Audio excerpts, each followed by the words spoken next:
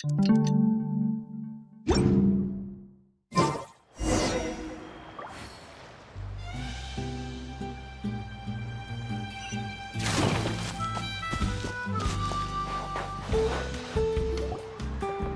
feels like a whole new Paimon after those 2 days in the hot springs. The Abyss kind of threw a wrench in our relaxation, though. Still, spending time here really has felt like a vacation.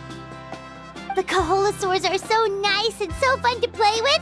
Their bellies are super bouncy. Oh, and Atea's snacks were so delicious. She gave Paimon some for the road just this morning, actually. Yelling at some kids who got caught throwing stones in the hot springs, so not much has changed since we first met her.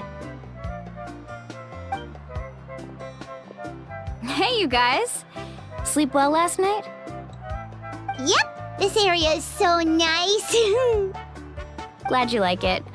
I was thinking of taking you guys out to do some sea fishing. Later tonight, we can eat whatever we catch. Fresh fish is absolutely delicious right off the grill. Hey, Mualani! Yeah? What do you need? The team sent out to fight in the Night Warden Wars has returned. And Kachina? Is she back as well? Kachina fell in battle.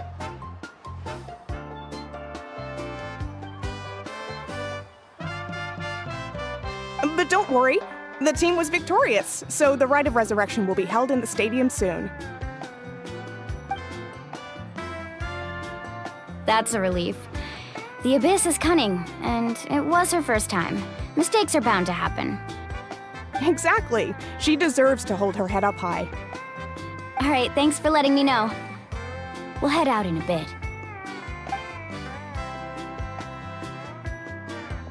Jeez, she sounded a little anxious there. Had me thinking it was bad news for a moment. Mualani, you said the Abyss was cunning just now, but it seems like the Abyss just wants to destroy everything. Like, think about all those monsters that attacked your tribe. If there really was some sort of cunning plan, wouldn't it make more sense to send them to attack Kachina and her small team? Not that Paimon wants them to be in any more danger, it's just... Relax, I get it. The Abyss is difficult to understand, that's for sure. At a glance, it certainly seems like the only goal is total destruction. The Abyss isn't a living entity after all, so what capacity for logic or planning could it possibly possess? But through our long history of fighting the Abyss, we've realized things aren't quite so simple. 500 years ago, the Abyss invaded Teyvat. You know about that, right? That's right. Conria suffered greatly during that time. But so did every other nation in Teyvat. And Natlan was the worst affected of all. It took the combined efforts of the then Pyro Archon and heroes from every tribe to finally repel the Abyss. Even so, the effects of the invasion lingered for hundreds of years, only able to be reversed little by little. Our tribe's waters were contaminated. The Children of Echo's territory was overrun by dangerous sludge surging from underground. Unrelenting black winds tore across the lands of the Flower Feather clan. It was like each disaster was designed for a specific tribe. Exactly. We once thought that the Abyss's desire for destruction was a sort of primal instinct, but its methods are, in truth, marked by intelligence. We now believe the Abyss has invaded the Night Kingdom, and has the capacity to read the memories of this land at any given moment. And that's how it became so dangerous and cunning, almost like it knows you inside and out. Yes, and that's why we've been unable to fully eradicate it, even after all this time. Luckily, the problems left behind by the Abyss have been successfully addressed by the various Pyro Archons we've had over the years. Now every tribe is prospering and things are looking up. I mean, just look at what we managed to do a few days ago. We totally fought them off.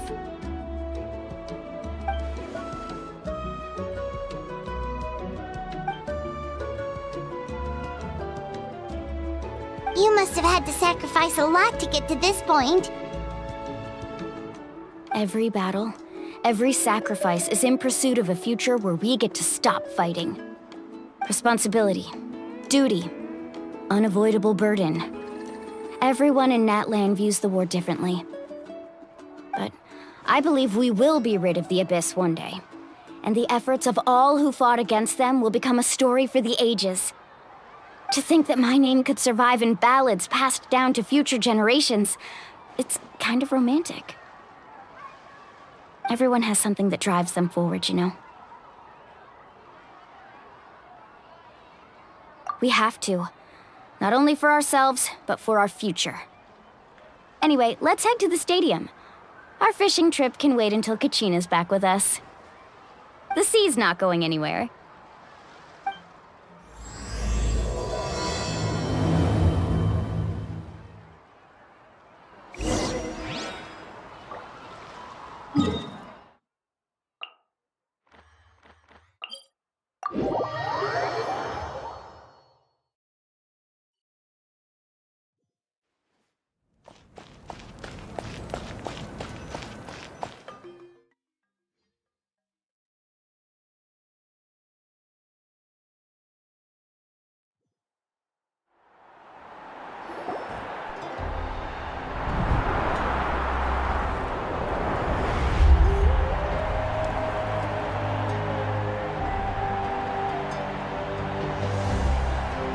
Whoa, this place is packed already! Of course. No one's gonna miss out on the chance to welcome our heroes back from battle. It's their moment of glory. Kachina's gonna be so flustered. She's never had this many eyes on her before.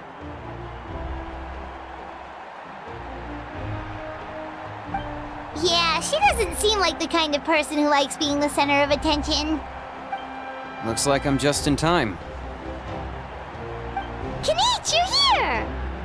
Yeah, a commission ran longer than expected, but I made it. I heard about the incident with your tribe, Mualani. Is everyone all right? Yeah, it's all taken care of. Our new friend here's got some tricks up her sleeve, by the way. She's just as strong as Kachina made her out to be. Hey, look! Is it about to start? That's right.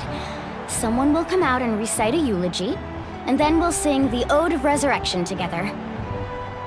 Come on, let's find a spot with a good view. When the singing starts, just follow my lead and you'll be fine. Let's go somewhere higher up so Kachina can spot us.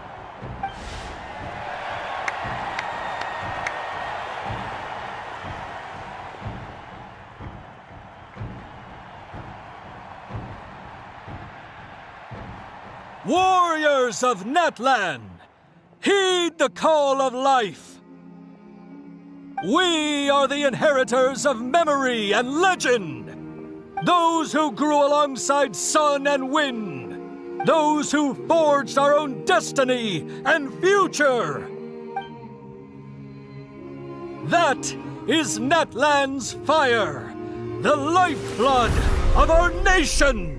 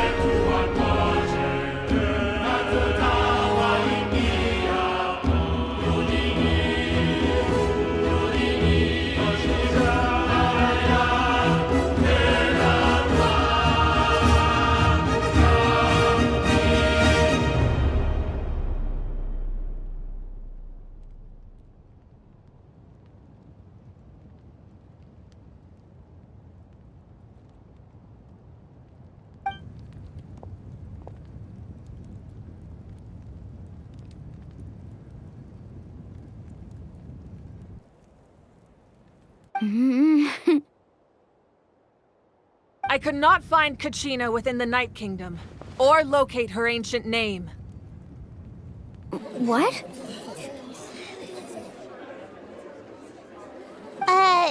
What does that even mean? Usually once the ode is complete, the Pyro Archon and resurrected person will emerge from the flames. But something went wrong. What's going on? This has never happened before. Well, I think it's pretty obvious. Clearly, the team sent to fight the Abyss didn't win after all. Think about it. The Ode rekindles all victors. We've witnessed it countless times. Since the Archon couldn't find Kachina in the Night Kingdom, that must mean there's more to this victory than meets the eye. Hey! You just haven't gotten over the fact that Kachina beat you in the pilgrimage! Pathetic. The both of you. Your wild guesses are misplaced. We completed our mission. Maybe you did, but who's to say whether that little girl even contributed at all? Maybe she got scared and ran off. Why would the YUB recognize someone like her, even if she was on the winning team? How dare you insult a hero of Natlan like that? Kachina sacrificed herself to repel the Abyss. She doesn't deserve to be subjected to your vile rumors when she's not even here to defend herself. Calm down, Mualani. There's no point arguing with the likes of them. I can't just sit here and let them slander her like that. To insult a hero of Natlan, the person actually has to be a hero. You... Think about it, everyone. Who do you think is really at fault here? A girl who never should have even gone to war? Or the great Pyro Archon? Why would the rules of our nation suddenly stop working? That's true. If she wasn't revived, it must mean she failed to achieve victory. Maybe the YUB interpret victory in different ways? I mean, that girl didn't look all that strong to me.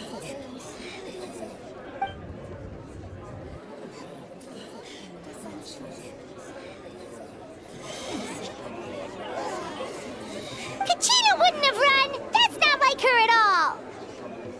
No, she's been waiting for this moment for too long. No matter how daunting the situation, no matter how scared she might feel, she's always the first person to stand up and face it head on. We don't even know what happened, so don't you dare try to use this as an excuse to vent your anger or slander her reputation. Fine. We'll find out what happens soon enough. Then, we'll see who truly deserves glory. That's enough. There is no doubt about today's victory, or Kachina's part in it. She is a hero worthy of our admiration and celebration. However, the failure of today's ceremony is undeniable. Kachina has not been rekindled, and I offer you all my deepest apologies as I continue to investigate this matter. To prevent further casualties, I have decided to suspend the pilgrimage until this matter is resolved. What? No one is all-knowing. No one is infallible, not even myself. But doubt is a means by which we seek the truth, not a weapon we wield against others. I didn't mean it that way, Archon. I just... If there are things you wish to clarify, then ask me directly. Doubt my answer if you wish. But now's your chance. You have concerns? State them. No, of course not. Even though I have said nothing to change your mind, then it would seem the truth never mattered to you at all. That guy doesn't even have the courage to answer the Pyro Archon's question. So much for all that glory talk earlier. I have a question, Archon. My friend Kachina. Do you have any idea where she is? It's extremely important to me. I know you said you were investigating the situation, but I'm sorry, that's not enough. I've already shared everything I know. If you want to learn the truth and rescue your friend sooner, you should join the investigation.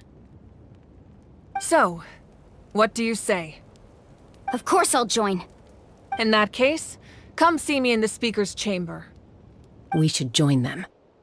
Oh, and if it's not too much trouble, could you drop by as well, Traveler? I'd like to have a chat. Rest assured, everyone, I'll keep the tribal chiefs informed on the progress of the investigation.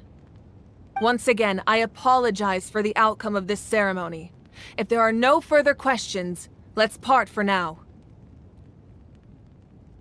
Did she just ask us to come along? I believe she did. Let's go. I'd like to know what's going on myself.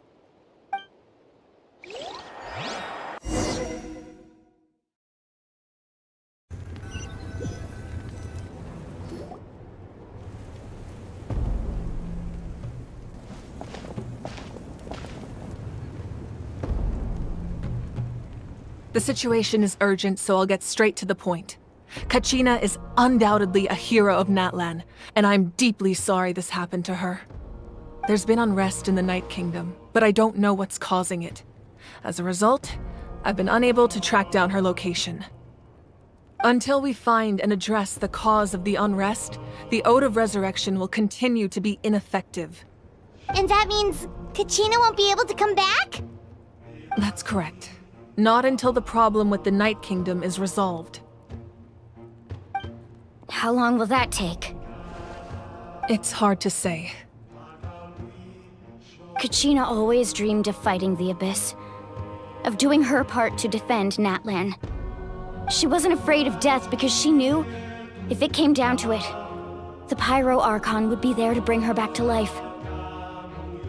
Whenever we sat down together, exhausted from training, she would always hum the Ode of Resurrection. She was supposed to come back to us. We were supposed to hug her and celebrate with her and share her joy. We supported her every step of the way, but what are we supposed to do now? Sit peacefully and wait for her return? Lose ourselves in grief over her death? Tell me, are we her friends? Or her murderers? That's not fair, Mualani. It's all right. I understand your rage and your grief. Kachina's life means a great deal to me, Mualani. Believe me, I want to bring her back as soon as possible. I would give you that peace of mind if I could. But please, hear what I have to say so I can at least give you a broader picture of the issue we are now facing. Considering the recent attack on your tribe, I believe the Abyss has found a new means of undermining the rules of our nation. You mean... The Sacred Flame. The foundation of our resistance against the Abyss.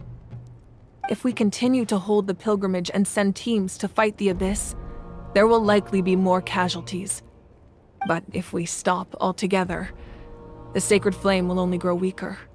The Abyss will scale up their attacks, and the tragedy we saw with the people of the Springs will only be the first of many. If we compare the two choices, the former seems to be the lesser of two evils. Sorry, I know that may sound harsh, but I bear the name Malipo. Weighing the costs is my duty. The raw truth can be cruel, but we need to understand it if we want to approach this rationally. But what would you say, Mualani? This is personal for you, and unlike Kanich, I dare say it's not a simple case of weighing up which course of action is less painful, is it? No. I can't choose between them, and I don't want to. Saying that one is preferable over the other is disrespectful to the people who suffered. You're saying it doesn't matter whether I suspend the pilgrimage. The consequences will be equally painful. Yes. What happened to Kachina breaks my heart. But I couldn't bring myself to sacrifice other people for her sake. And that is the crux of the problem. It's not simply a matter of choosing the lesser of two evils. Either way, there will be people who suffer. And the end result will be the same. Belief in the pilgrimage will waver.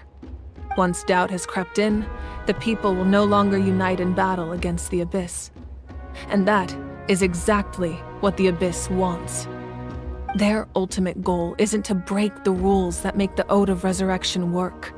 It's to destroy the people's faith in them. To prevent what happened to Kachina from happening to anyone else, we need to suspend the pilgrimage. So that is my current plan. And in the meantime, I've made efforts to strengthen each tribe's defenses. Then, we have to find another way of strengthening the sacred flame to keep the Abyss at bay. This won't be easy. I'll need time to figure out the best approach. I understand your anger, Mualani, but I hope that provided some clarity, at least. Wow. Hyman thought things were gonna get heated for a second, but the Pyro Archon took the time to explain everything so patiently. I owe you an apology, Archon.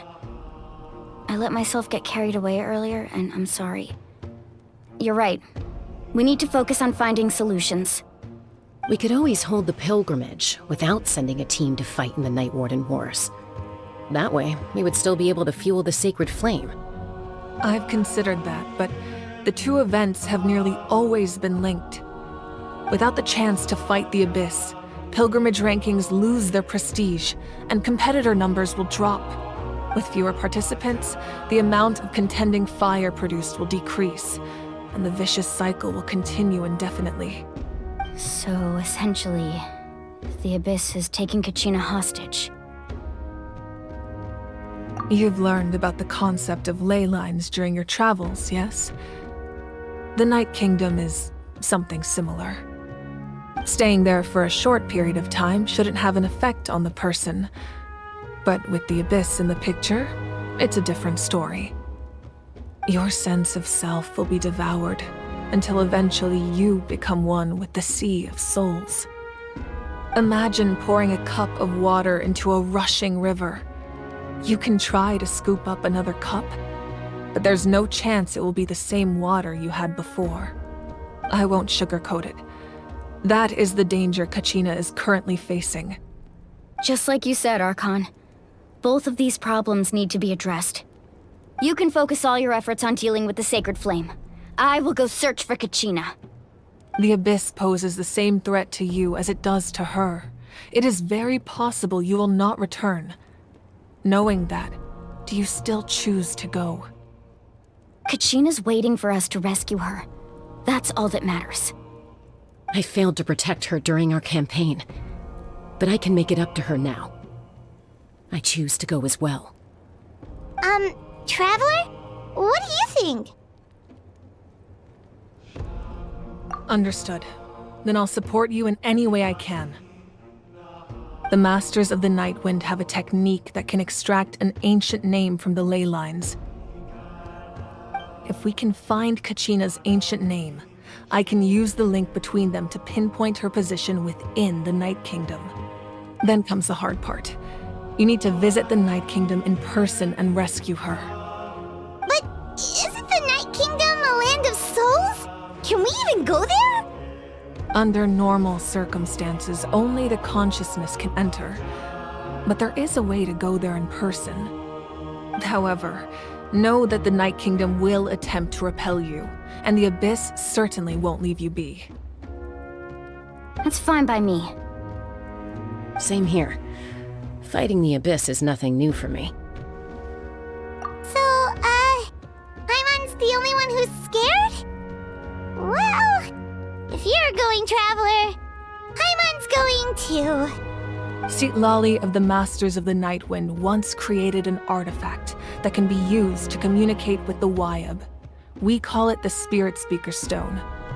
It was originally used as a ceremonial artifact wielded by the tribal chiefs, but that spiritual quality also means it can be used to search for an ancient name. That was the artifact I delivered to the Scions of the Canopy a few days ago. Didn't think I'd be hearing about it again so soon. Thank you so much for your help, everyone. Your thanks are unnecessary. I will offer you whatever aid I can, but your fellowship and courage are what will truly decide the success of this operation. Besides, you're the ones helping me. I can only focus on one thing at a time, after all. Traveler, I certainly didn't expect our first conversation to be so serious.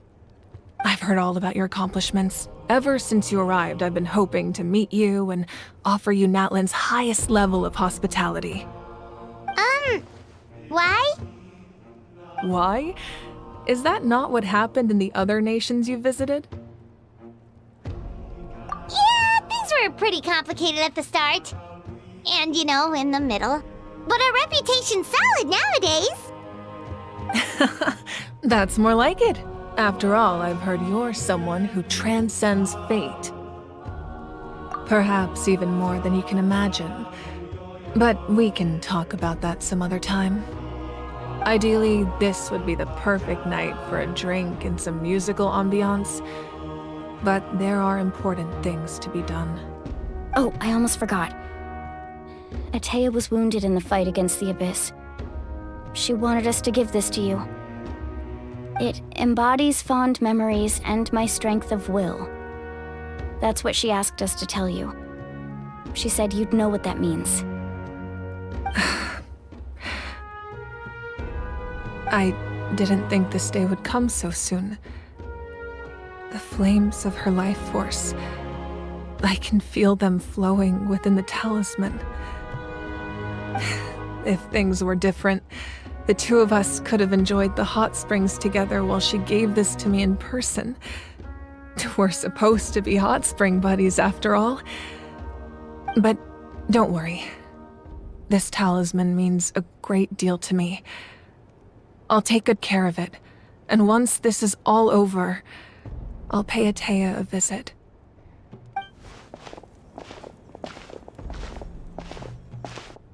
You said you didn't want to jeopardize the production of contending fire.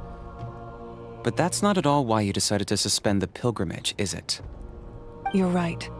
Even now, the production of contending fire is far from sufficient. The gradual corrosion caused by the Abyss has resulted in a massive shortage of pyro energy, and we're currently at the breaking point. As things stand, the pilgrimage is a lost cause.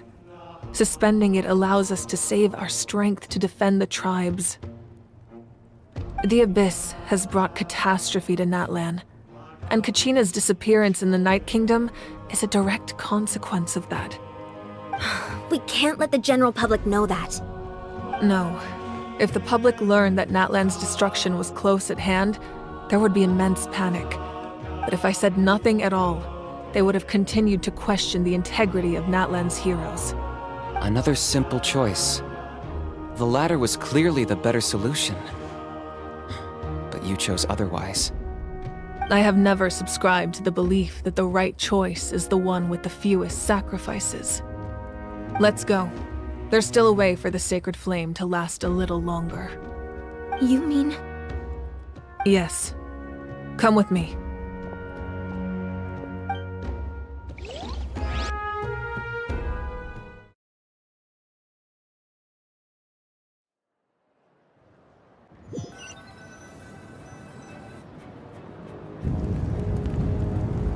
The sacred flame must never go out.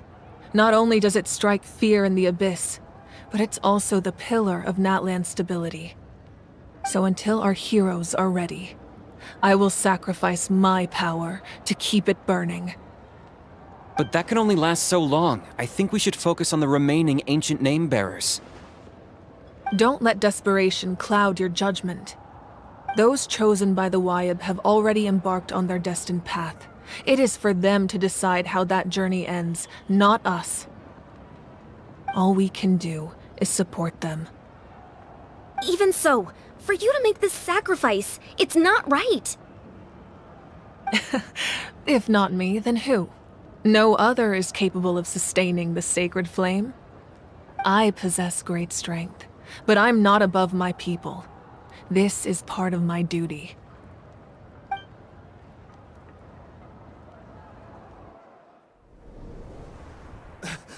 Archon, it's the Fatui!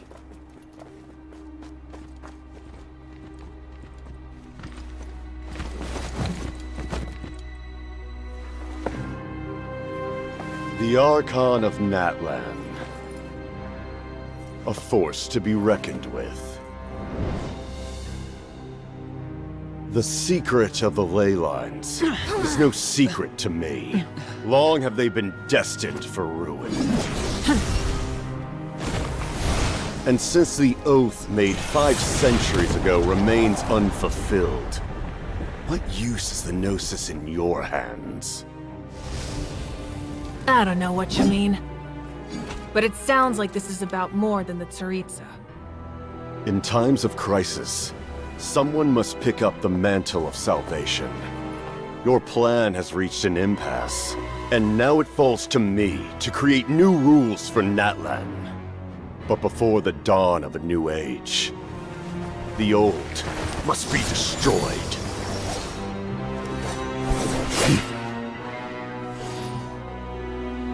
I assume that's the end of your speech? Good. People like us. Let our blades do the talking!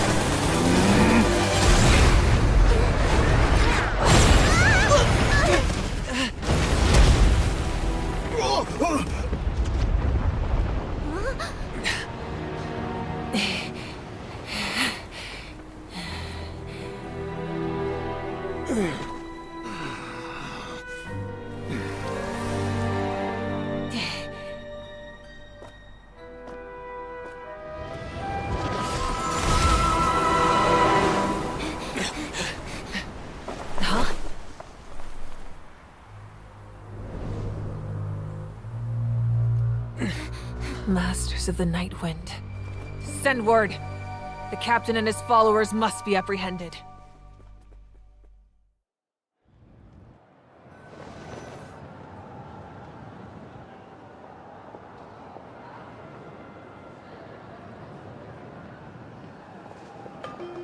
Are you alright, Archon? He was a formidable opponent. Exactly what I would expect from the first of the Fatui Harbingers. I never imagined someone could match you in combat.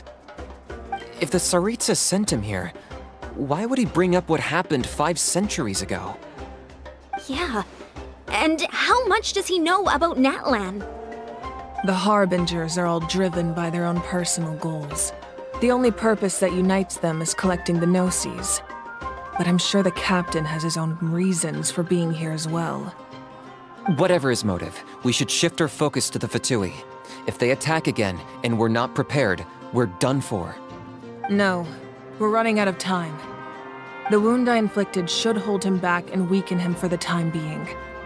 Besides, I'm sure you noticed, the power that came to his rescue just now came from the Masters of the Night Wind.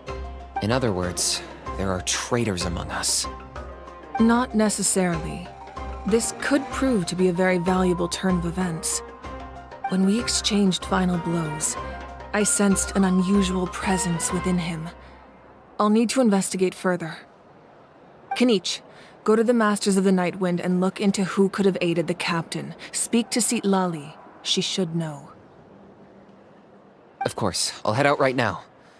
Do you still intend to... Yes, but fear not.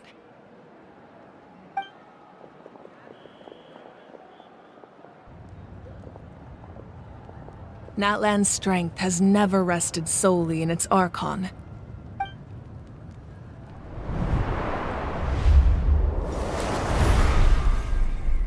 Together we foresaw the only path that leads to our nation's future. We must trust in that vision now.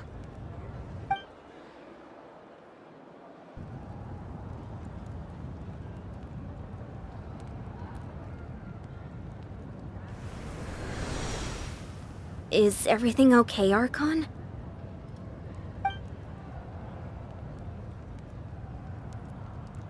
Completely fine. Just lamenting the fact that I never got a picture when I could still turn my hair into flames. Too late now. I just hope the others have a safe journey.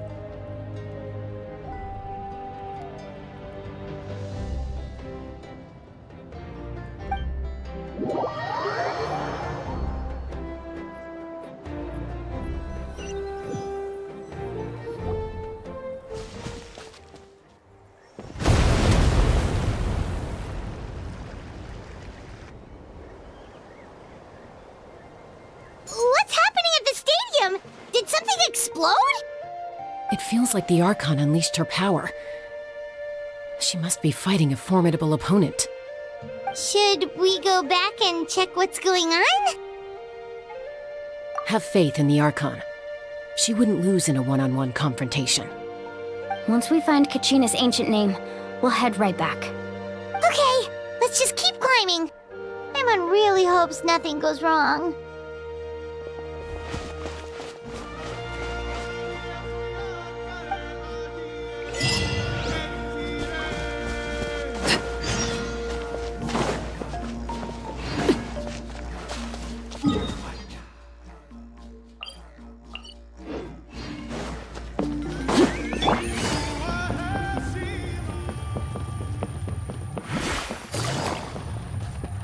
What can you tell us about the scions of the canopy? The tribe's people are very adventurous. Oh, kinda like us then. I'm not so sure. You don't strike me as the type to enjoy danger. The Scions of the Canopy are a bunch of thrill seekers. They love extreme sports like rock climbing, rappelling, volcano parkour, or even bungee jumping without a rope while a Yunkasaur stands at the edge and uses its tongue to catch them. Sound like something you'd be interested in? Okay, that does sound different from our usual adventures. Paimon's not doing any of that. She can just cheer you on from the sidelines.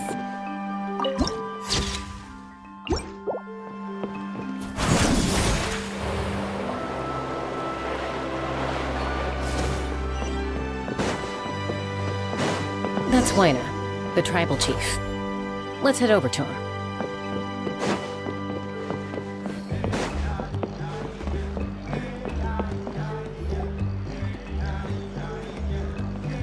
Chaska. Nice to see you again, Wyna. I'm afraid we don't have time for pleasantries, so I'll get right to it. We're here for the Spirit Speaker Stone. Whoa, hold on a second. At least tell me why you need it first. My friend Kachina is trapped within the Night Kingdom. We need the stone to find her ancient name and rescue her. Rescue her? From the Night Kingdom? That's right.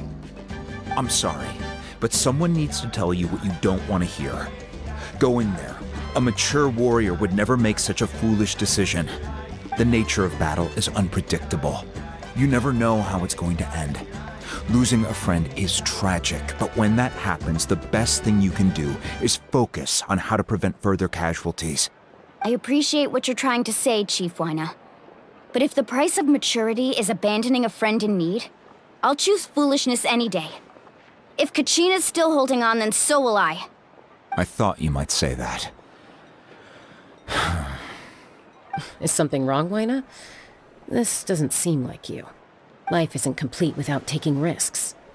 That's always been your mantra. It's nothing. The Night Kingdom is a dangerous place. Can't blame me for checking if you were up to the task. If you're that determined, far be it from me to stop you. Here's the stone. Keep it safe, okay? It's not like we have a spare. Thank you. Huh. Seems like you two go way back. But aren't you from the Flower Feather Clan, Chaska?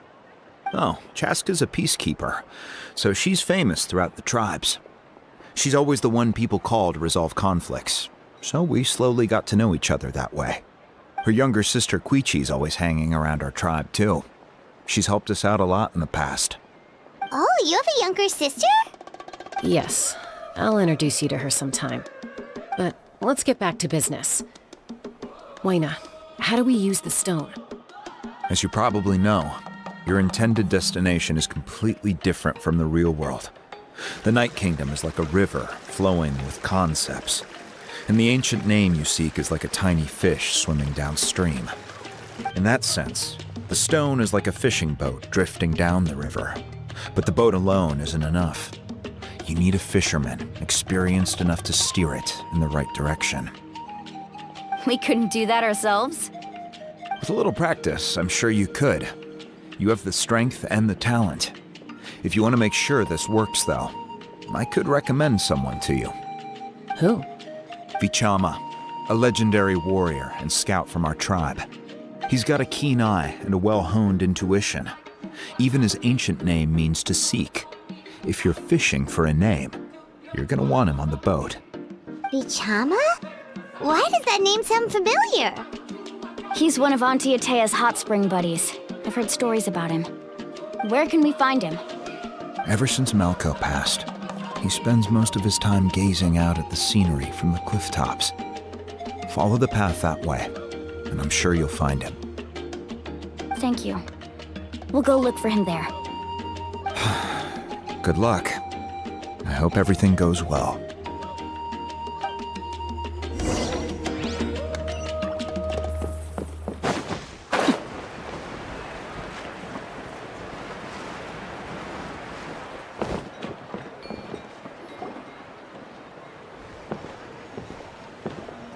Someone admiring the scenery from the cliff tops.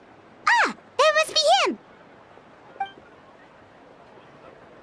Hello there, are you Vichama? That's me. Did you need something?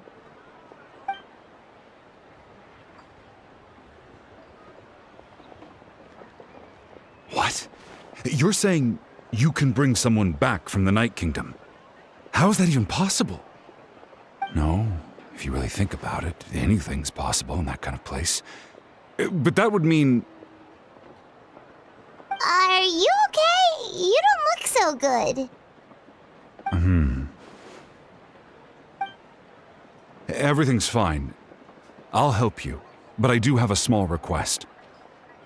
After I help you find Kachina's ancient name, I want to use the stone to look for my friends as well. Your friend? Oh, why not mention someone named Malco? Is that who you're talking about? Yes, but I'd rather not get into it if it's all the same to you. That's not a problem. We agree to your request. Yeah. Since you're helping us find Kachina's ancient name, it's only right that we return the favor. Then we're agreed. Can I have a look at the stone?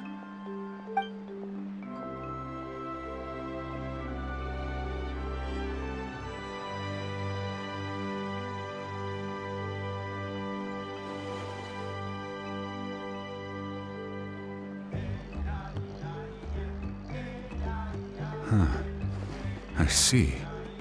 From what I can tell, it functions almost like an abyssal pylon. Both connect the Night Kingdom to the living world. Once the connection is established, the abyss will come surging through the opening like a predator honing in on the scent of blood. So we have to be sure not to use it in a tribal settlement. Wow, you got all that just from looking at it? I just picked up on the basics, really. I still have no idea why it works. You said someone named Sitlali invented this. They must be a genius. I'll go find an open area and start setting things up. In the meantime, I need you to get 2 things for me. We'll go right away. What do you need? First, I'll need some hook ropes. Pretty much every store around here carries them, so no need to go anywhere special. Oh, and I need to build a net out of them, so make sure you get a good amount. Wait, are you saying you're going to use a real net to catch Kachina's ancient name? How does that work when one's tangible and one's not? By creating something tangible in our world, like a net, we can create a connection to a corresponding concept in the Night Kingdom. Basically, I'm going to use the concept of a net to catch something equally intangible, an ancient name. Oh, I see. What about the second thing you needed? Right. I need 2 chunks of obsidian. Once we bring the ancient names into our world, we'll need a place to store them. Normally, you can only get obsidian from the Children of Echoes, but I heard there's a traveling merchant from that tribe around here somewhere, so maybe you can try your luck there. Gotcha! All right, let's split up. See that clearing? Let's meet over there when you're done. Oh, and you can send someone with me if you want. In case you're worried I might take the stone for myself. What do you think, Chaska? There's no need. Lena spoke highly of you. That means you're trustworthy. I appreciate it, even though that doesn't mean much to me anymore. Anyway, it'll take some time to set everything up, so no need to rush. I'll see you in a bit.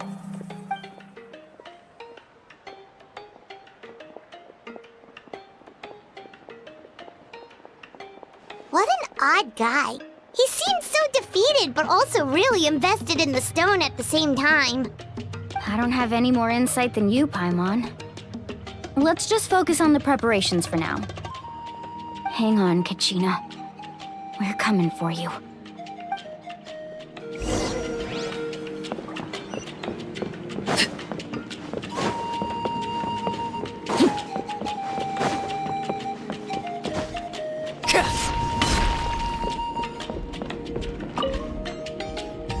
Hello.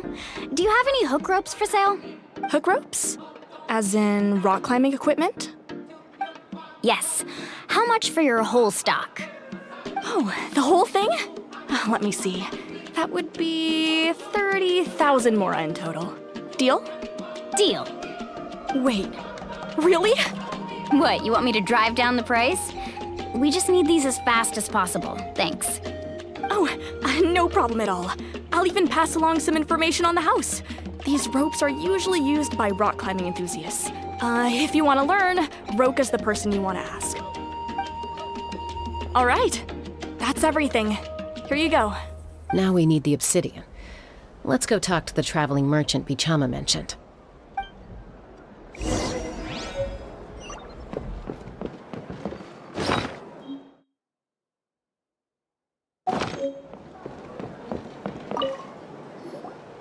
Excuse me, do you sell obsidian?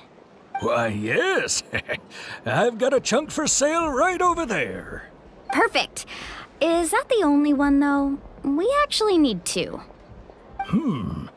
That might be tough. Tell you what, I'll take a look through these boxes over here and we'll see what we can find. Thank you so much. We'll wait here.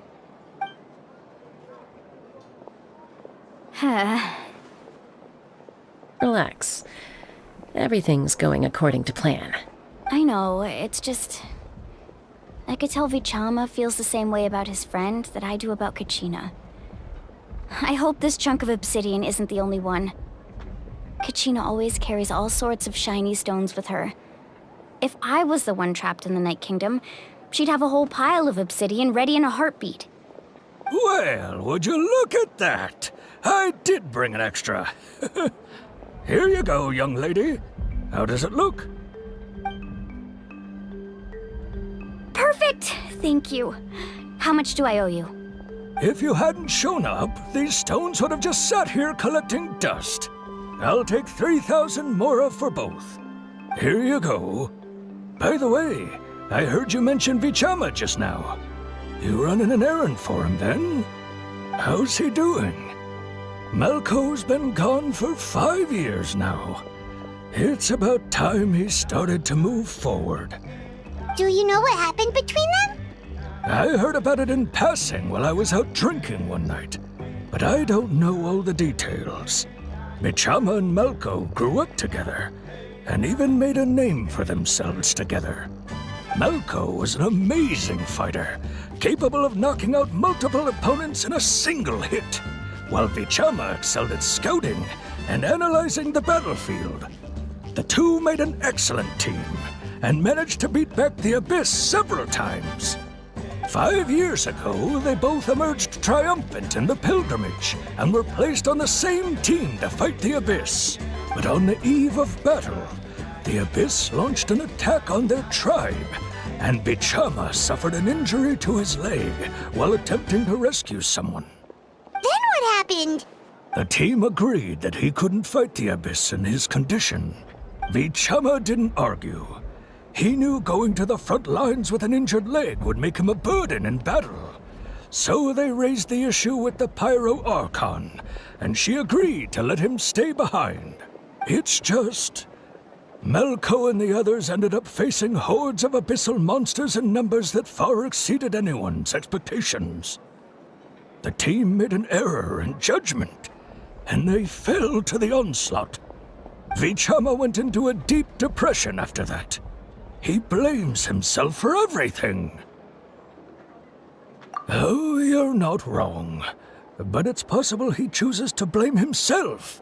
Not because he did something wrong, but because he wasn't able to do anything at all. I've tried convincing him to move forward, to stop dwelling on the past. But the shadow of Malko's death hangs over him still. The Abyss has caused so much suffering, and some wounds never heal. I wish there was something he could do to make himself feel better, but... anyway, that's the gist of it. Maybe you could help him talk things through sometime. I would really appreciate it.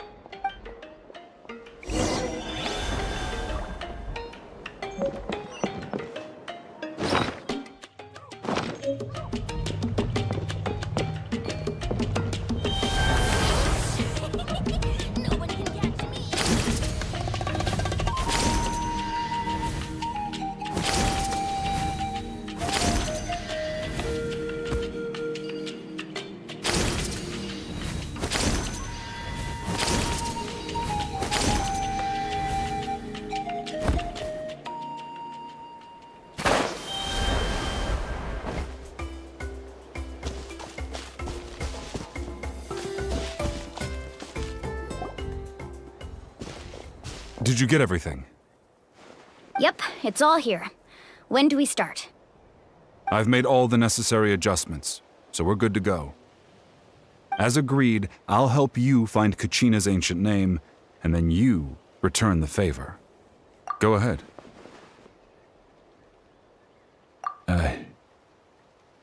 Yes. After Malko fell, I scoured the battlefield to see what happened.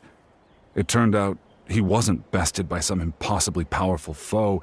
He was dragged to his grave by the sheer number of enemies. If I had been there, I would have been able to sense the danger. I could have warned them not to advance. I've always blamed myself for what happened. But when you told me about Kachina, I realized there's a chance Malko might also be alive, fighting for survival in the Night Kingdom. But that happened several years ago, right? The Pyro Archon said all life within the Night Kingdom eventually becomes one with the Sea of Souls. There might not be much hope, but I still have to try. Malko and I promised each other, even if we never managed to root out the Abyss for good, we would fight together until the end. All right, let's get to it. I'll start searching for the conceptualized version of Kachina's ancient name. If you see any fragments scattered around the area, please collect them.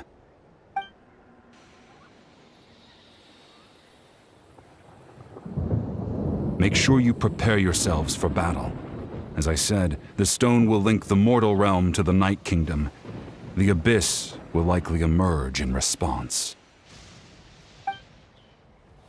Look at that thing. It must be one of those fragments Vichama mentioned. Let's get closer.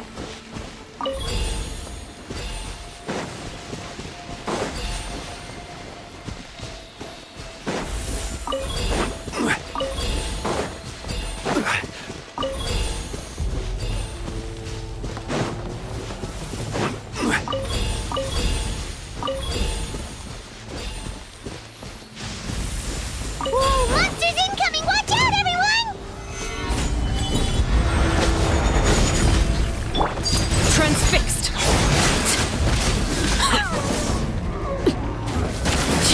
Shower me with prayer! Busted. Gotcha. Here comes the catch.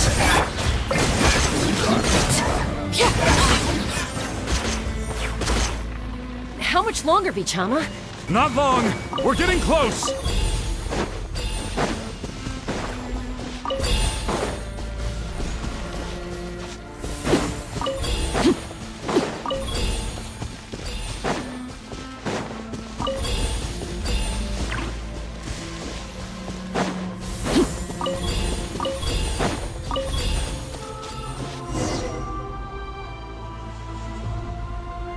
Vichama!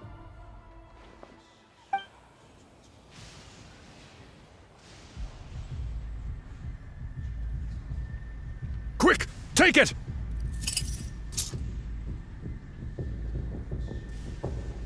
I found Kachina's ancient name. Hang in there, Malco. Just a little longer. Something's not right. The power of the Abyss is getting stronger. The Abyss is corroding his body. Vichama, you can't keep going. You'll die. I should have died 5 years ago. I just need a little more time. Please, I'm almost there. Thank you.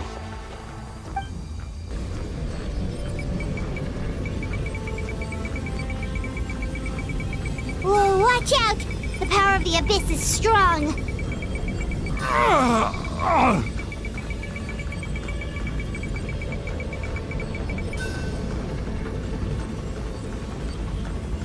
This power.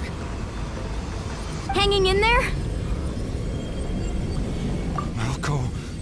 No! Why can't I find him? Why? We can't wait any longer. Pull him away from the stone, Mualani. I already tried, but the power of the Abyss has him in a chokehold. It's like he's tied to the stone with an invisible rope. In that case, we have no choice. I'm sorry, Sea Lolly. Get back! Chaska, wait!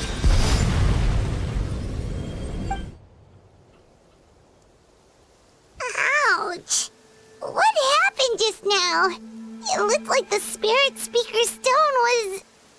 The stone's power was spiraling out of control. The only way to stop it was to destroy it. You were all caught in the shockwave of the explosion. You might feel dizzy for a while, but that's normal. Give us a heads up next time, will you? You're lucky we managed to dodge it in time. I thought I said to get back. Yeah, barely a second before you made it go poof. Not everyone has your reflexes, Chaska. We were this close to getting dragged into the explosion. Okay, I'll be more careful next time. At least Kachina's ancient name is still in one piece. Wait, where's Vichama? Vichama! Vichama! I couldn't find Malco's ancient name. It must be completely gone by now. Once your ancient name disappears, there's no coming back. From the very beginning, I knew there was a slim chance, but still. And now... it's too late to save him.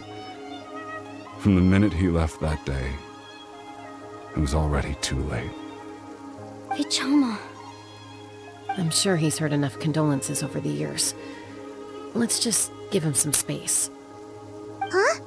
What's that in your hands, Vichama? It looks like something's glowing.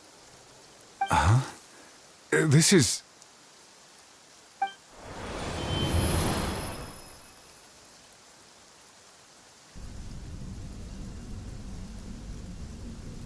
Hey, Malco.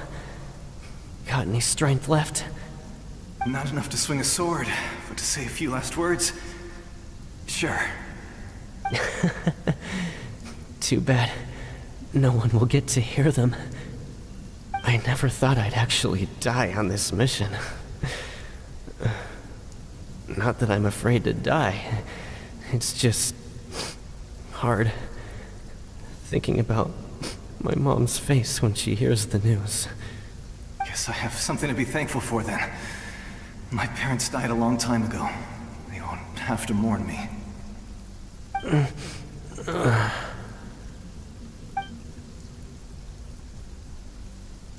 Pisak! Always had to beat me at everything, didn't you? Right to the end, you were never one for goodbyes. Maybe you're right. Maybe no one will get to hear our last words. But just in case... Vichama, I'm so glad you didn't come with us. Don't be sad. Just keep on living. For the both of us.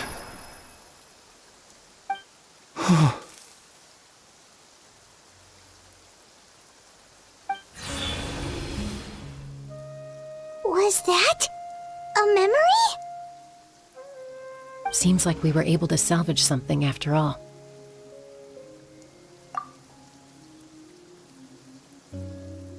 Of course. Seeing him, hearing his voice again, it makes me unbelievably happy. But it also brings with it an even deeper pain.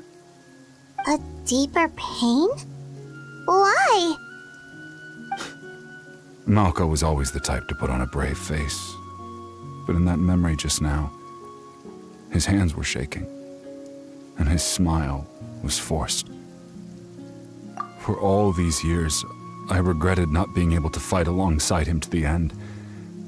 And now I know, at the end of his life, he was thinking the same thing. Vichama. I'm fine. Actually, I heard Chief Wyna wasn't really on board with your plan to go to the Night Kingdom. When you asked for my help, I hesitated too. I knew helping you find your friend's ancient name meant leading you one step closer to danger. But I also understood why you had to try. Everyone has regrets in life, but not everyone gets the chance to make up for them. Once allowed to fester, guilt strips us of our most valuable qualities as warriors. In that sense, we might as well choose the braver path from the very beginning. If I could do it all over again, I would have followed Malco to the front lines no matter what. Even with an injured leg, there were still things I could have done. That way, even if the outcome stayed the same, I still would have fought alongside him to the end. There are critical junctures in life, and if you don't seize the chance to act, there's no going back. That's something I had to learn in hindsight, but you're still at the crossroads of your journey, so I hope you can walk away without regrets. Thank you, Vichama. I feel even more determined now. Kachina will come back to us. I'll make sure of it. I promised I would find her, and I intend to keep that promise. That's good to hear. Strange. My body, it's... Once abyssal corrosion enters the body, a portion will fuse itself to your internal organs. Even though the Traveler possesses powers of purification, the corrosion can never be fully eradicated. Thanks to her, though, you were only briefly exposed. Slowing your breathing and controlling your emotions should help you keep the symptoms in check.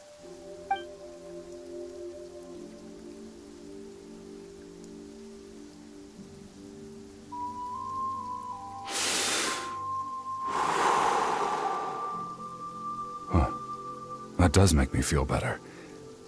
You seem very knowledgeable about all this. Just speaking from experience, that's all. Anyway, we've recovered Kachina's ancient name, so we're off to a great start. Let's get Vichama back to his tribe and tell Wyna the good news. And apologize for destroying the Spirit Speaker Stone. We had no choice, though, so he'll probably understand. Right?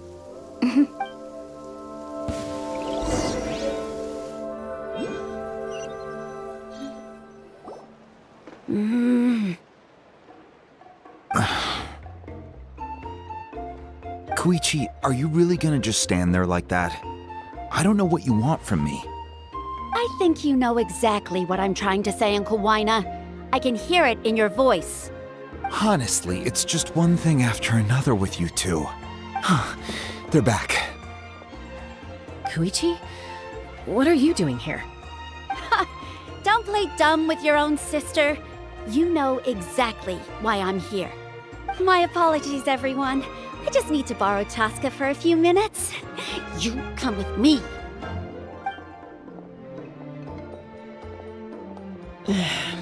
I'll be just a moment. Who is that? Koichi, Chaska's younger sister. Although the two aren't actually related by blood, it's kind of a long story. It's not really my story to tell, but I guess it's not a secret. You see, Chaska was actually raised by cuckoo sores. She was afflicted with a rare disease when she was a child, and abandoned in the wild as a result. The Abyss found her out there, all on her own, and tried to devour her. But in the end, all that did was trigger her will to live. That strength of will pushed her to survive. But it also planted a seed of conflict within her. Eventually, she was adopted by the cuckoo sores. Wherever they went, she followed, getting into fights right and left. For some reason, Paimon can totally imagine that. Well, when Chaska finally returned to human society, it was Koichi's parents who adopted her. At the time, Chaska still had a habit of getting into fights, so Koichi was always taking her around, apologizing to everyone. Ah, I remember those days. One of those fights was definitely with me. But, you know, kids. You're fighting one minute and your friend's the next. Eventually, she found a way to rein in that desire to fight. And now she's who people call to resolve conflicts. She's known as the Peacemaker. It sounds like she still argues with Koichi, though. Don't siblings usually stop fighting when they get older? That's partly my fault. Koichi asked me to stop Chaska from doing anything dangerous, but you probably know by now, once Chaska makes up her mind, there's no changing it. Oh, I get it. No wonder you tried to talk us out of going to the Night Kingdom. Chaska even said that wasn't like you. I'm all for your adventure. You need to take risks when you're young, because by the time you're my age, you couldn't attempt something like that even if you wanted to. Better try now than live with regrets later. That's what I say. Still, I can understand where Koichi's coming from. In the end, nobody wants to sit back and let a loved one put their life on the line.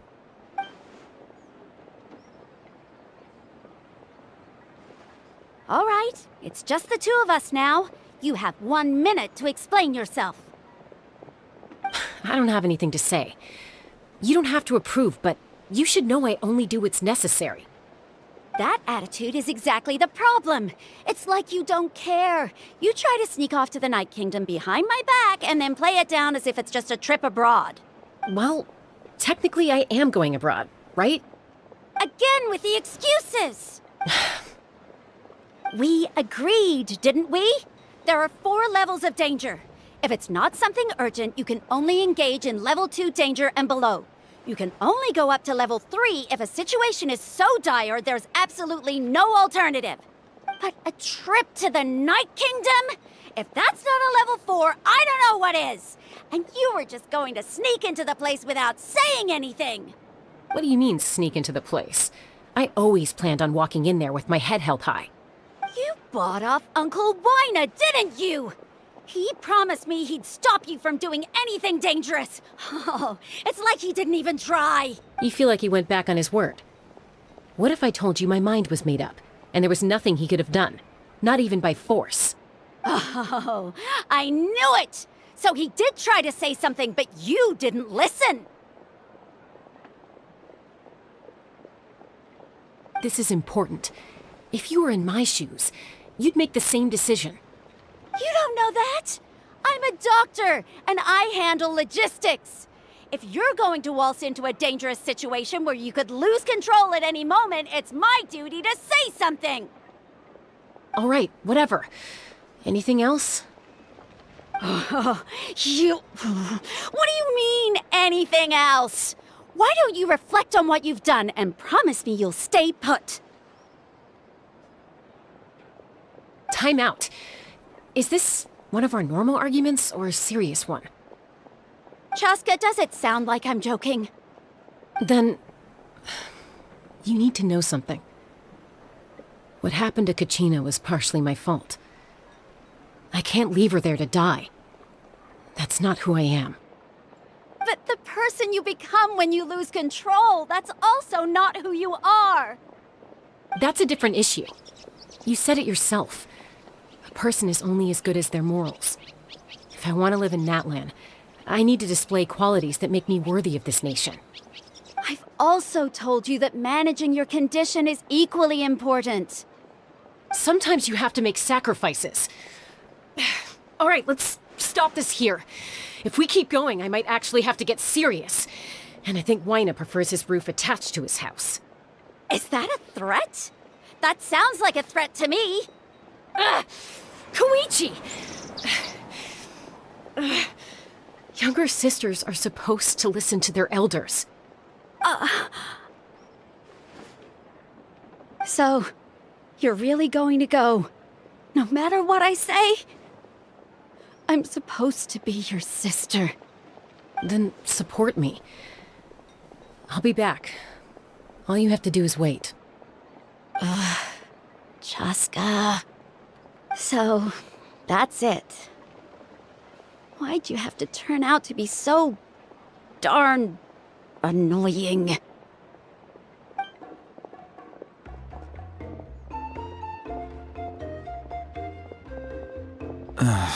You two are something else. Something you wanted to say? I know you aren't related by blood, but you two sure are similar. Really? You know, I said that very thing to Koichi not too long ago, and she reacted the exact same way, down to the very tone of voice. It's not my place to get involved, but I will say this. Try to spend a little more time with your sister. You're tough kids. That doesn't mean you have to go it alone. Thank you. Anytime. All right. If you're done with the Spirit Speaker Stone, you might as well hand it over. According to Kinich, it's an important ceremonial artifact, so it'd be safer to keep it with me. About that. If only Tonegif Bard was here, he could have repaired it just like the Holy Liar. It might be in a few more pieces than you remember. Huh?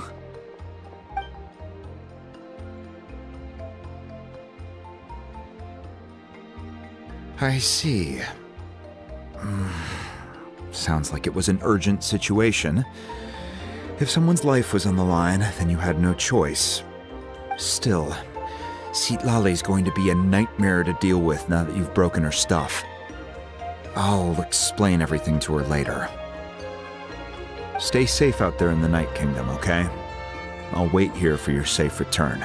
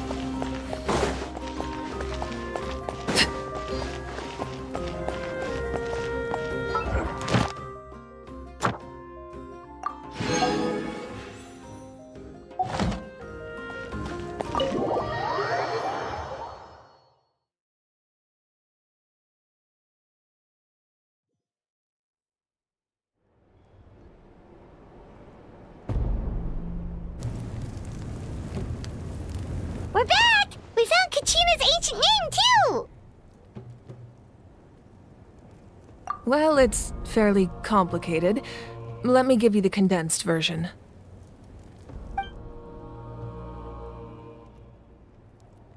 The Fatui again?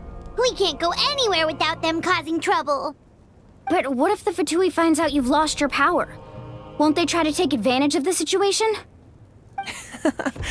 That's why it has to be our little secret. No one else can know, or we're asking for trouble.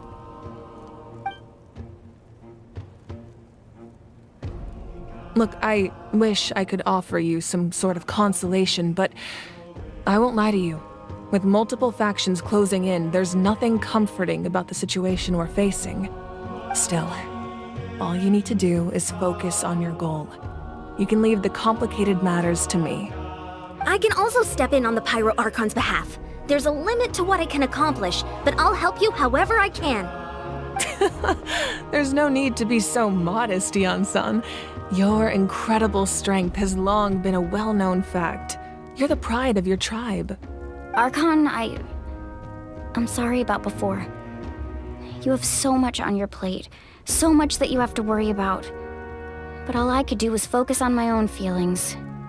You have nothing to be sorry about. We all get overwhelmed by our emotions, myself included. Your reaction to Kachina's disappearance, I understand that feeling very well. Well, now that we have Kachina's ancient name, let's go track her down. Follow me.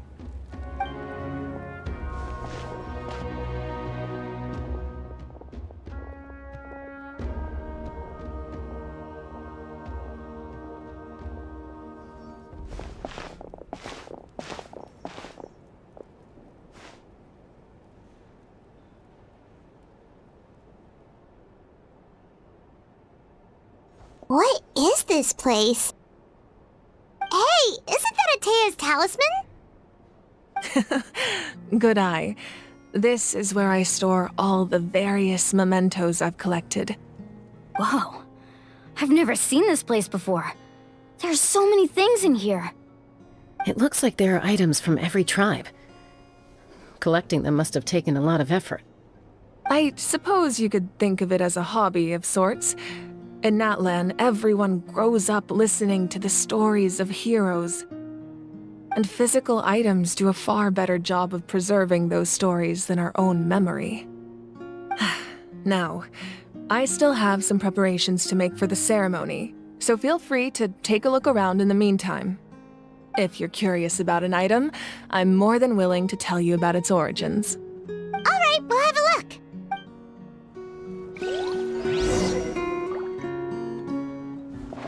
This flower looks like it's thriving.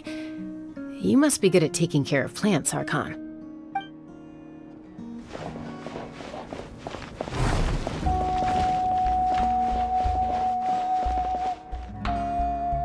This fishing basket looks familiar.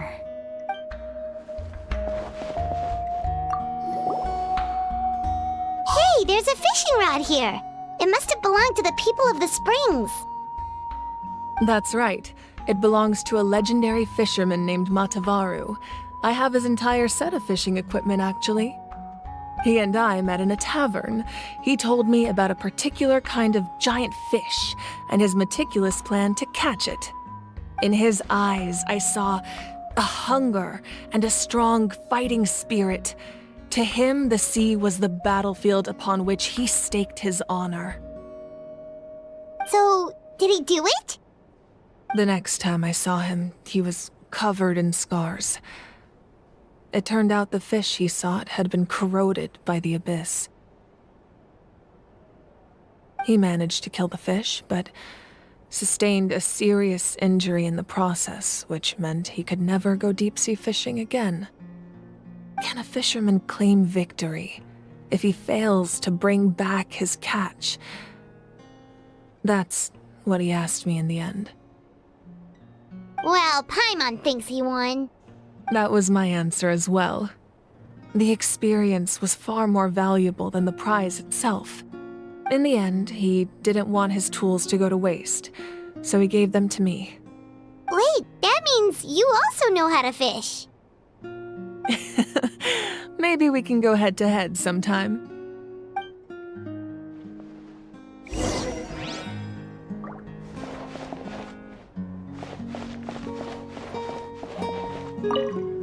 Make sure to handle everything with care. This cup, for example, it's heavier than it looks.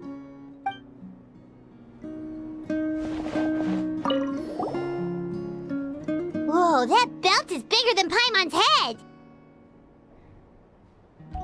The Collective of Plenty are known for their bodybuilding competitions and contests of strength. This belt is a symbol of great honor within the tribe. The association with strength might also have been the reason the original belt was extremely heavy. It was difficult for even 2 people to lift. And even if a warrior had the strength to put it on, wearing it for any length of time would still leave them gasping for breath. Sounds like it. So the owner of the original belt, Kitera, commissioned a craftsman to make a copy identical in appearance but far lighter in weight. That is the belt you see before you. He would often wear this version when training in order to protect his waist. Or he made a lighter version so he could wear it all the time and show it off.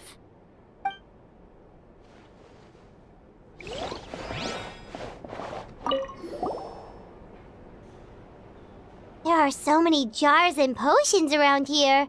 Do they have anything to do with alchemy? No, those belong to the Masters of the Nightwind. They're ceremonial tools used to amplify the ability to communicate with the Night Kingdom and the Wyab. Yamaya is an expert in this field, and she taught me a lot. Even though she appears stoic and serious, she actually has a keen sense of humor. The tools you see here are quite traditional. Her students found them outdated, so she passed them on to me. The contents of the jars aren't all that special. Oh, except the big jar in the middle. That's what she really wanted to give me. Ooh, must be something really cool. What's inside? Grape juice. Huh? It's quite tasty, although probably expired by now.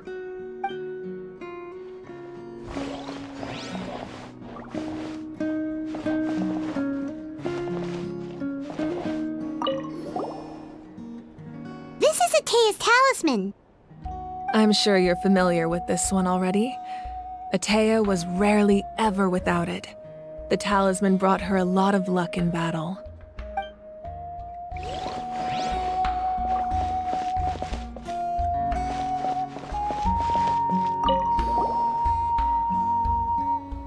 Whoa, this weapon is huge! Which tribe did it belong to? Ah, that weapon belonged to Tenoch, a hero from 500 years ago. Strictly speaking, he didn't belong to any single tribe. That's because even before the disaster with the Abyss broke out, he had already been exiled. Exiled? It was a punishment imposed out of necessity, but he accepted it all the same. He believed it was what he deserved.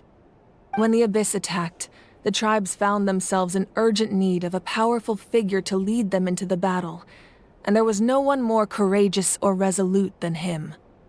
He united the 6 tribes and accomplished great feats throughout the war. Ultimately, he perished, and because he had already lost his ancient name, the Ode of Resurrection was unable to bring him back. And so, he was laid to rest, alongside the countless warriors and civilians who lost their lives, buried in the soil of his native land. Wow, he sounds like a true hero. Indeed, even now his story is told throughout the land.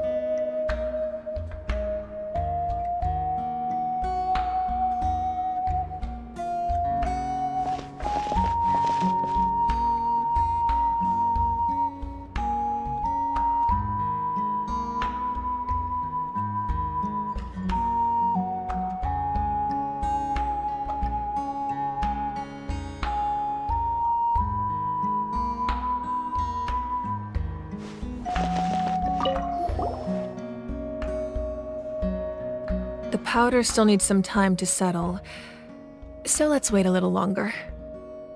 Well, what do you think of my collection?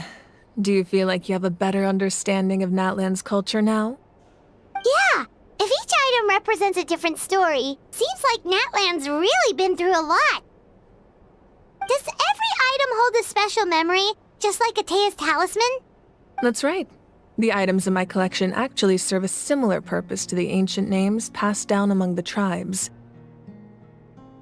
They demonstrate the true shape of time. The shape of time? Most people perceive time as a linear concept, almost like a straight line that can only move forward. We cannot change the past or predict the future. But there's also a different theory, one that I believe to be closer to the truth. Namely, that the past, present, and future all exist at once. At once? Paimon's not sure she understands. Let's say your journey ended right now. Thinking back on your experience in each nation, which one would you say was the most important? Exactly. Even at the end of your journey, the things you experienced along the way don't cease to exist. They become part of who you are. Take out a portion of that journey, and you would likely make very different decisions, and eventually arrive at a very different destination. The future is the same way. It exists even though it has yet to come to pass. We just lack the means to perceive it. Of course, there are those with the power to foresee the future. They simply call it by a different name. Fate. You're quite familiar with that concept, I would imagine. That does kinda make sense. The future hasn't happened, but already exists. Humanity excels at living in the present, but too often we forget the past and neglect the future. While the pilgrimage and the Night Warden Wars lead us to a better future. Only by uniting the people of Natlan across countless eras can we fight back against an enemy as formidable as the Abyss. To come up with such a set of rules, the first Pyro Archon must have possessed a level of insight I can only imagine. That's correct. At first, he was a mortal man with no special power.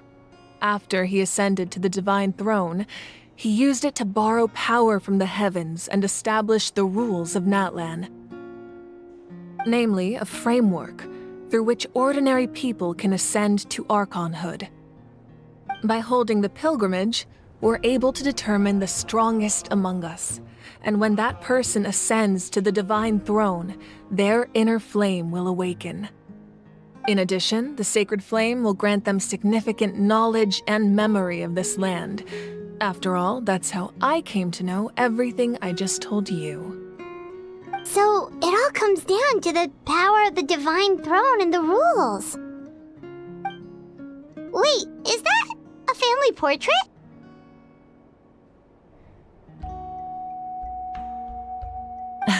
Yes, that's my mother, father, younger sister, and the little saurians we raised. I turned a piece of my dad's leather armor into a canvas and commissioned a famous artist to paint our likeness. Your sister is so cute! It looks like the two of you are really close. Paimon was having a hard time thinking of an Archon as an ordinary person, but seeing this portrait, it kinda makes sense now. It really doesn't look like there was anything special about you before. Oh, wait, is Paimon allowed to say that? A little late for that question, don't you think? Sorry! Paimon's so sorry! Paimon's mouth works faster than her brain sometimes! It's alright. I'd never get upset over something like that. No matter what others may say, my past is a precious part of my identity. I'm forever proud of the life I used to lead. Becoming the Archon doesn't mean you sever ties with your family. The position just comes with a lot of responsibilities, so it impacts how often you get to see them. my father made the most delicious stew, so my sister would often bring me a large pot of his cooking, and we would sit on a blanket and eat it together. One time, we didn't close the door securely, and the saurians we were raising ran into the room and knocked over the entire pot. My sister immediately burst into tears. The two troublemakers were going for the meat, but when they saw my sister's distress, they froze on the spot. I still remember the way they laid there, sulking like a pair of children, even after making such a mess. It was frustrating, but in the end, all I could do was comfort my sister and move on. Wow. Isn't that what being a family is all about? I think about that story a lot, actually.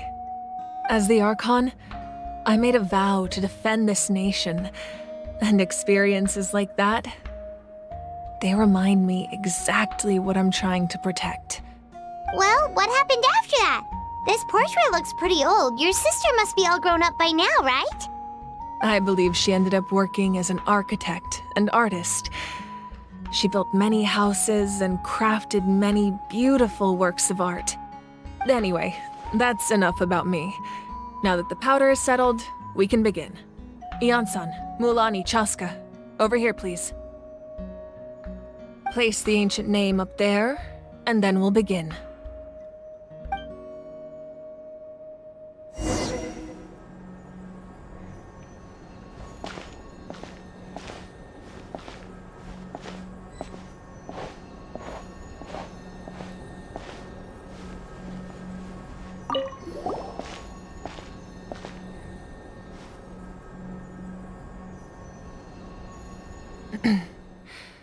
Surely as the echoes of life resound through heaven and earth, so too shall our stories remain eternal. Ancient name, take us to your fated bearer. Allow her to answer our call.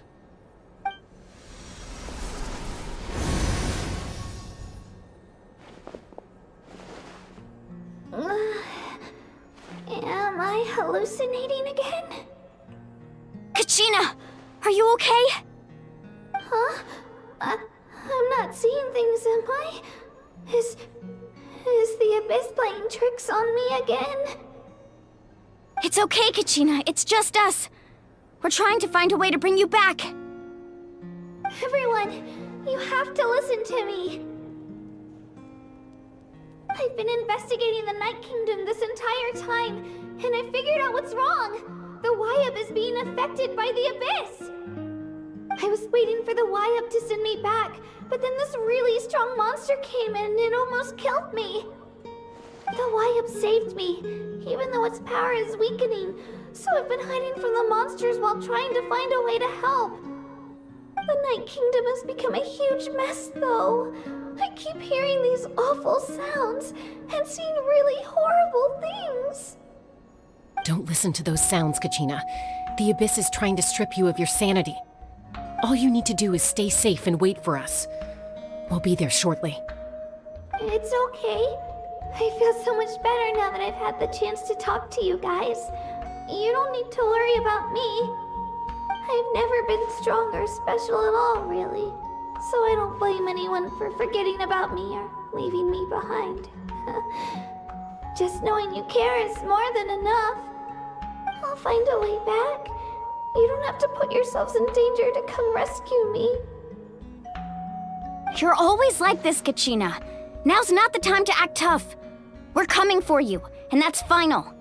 I don't know what lies the Abyss has been feeding you, but I'll tell you something right now. Nobody here sees you as a burden. You're a victor of the Night Warden Wars, a hero of Natlan. All you need to do is wait for us to rescue you, and you'll get all the applause and recognition you deserve.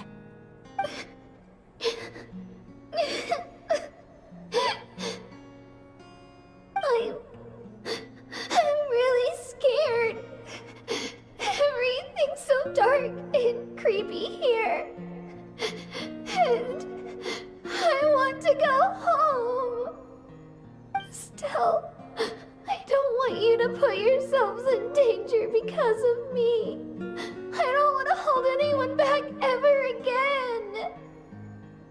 All you need to do is place your trust in us, just like you always have. No one fights alone. We're not leaving you behind. Not ever. Yeah, we're so close, we can't call it quits now!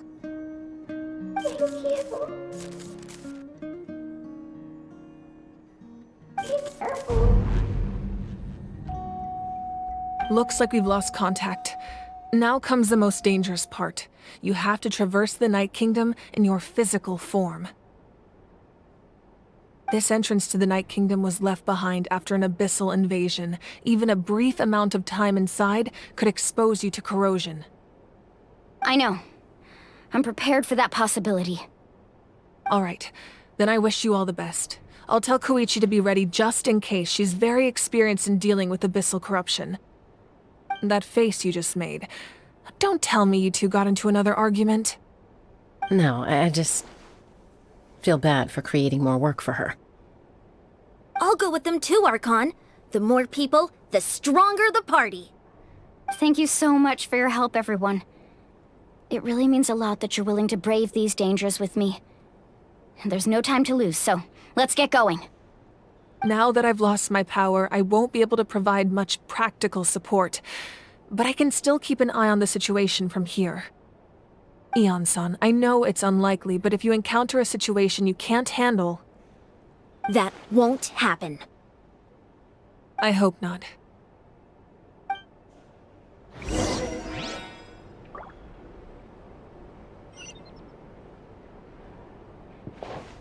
Be careful out there. I'll observe the situation from here.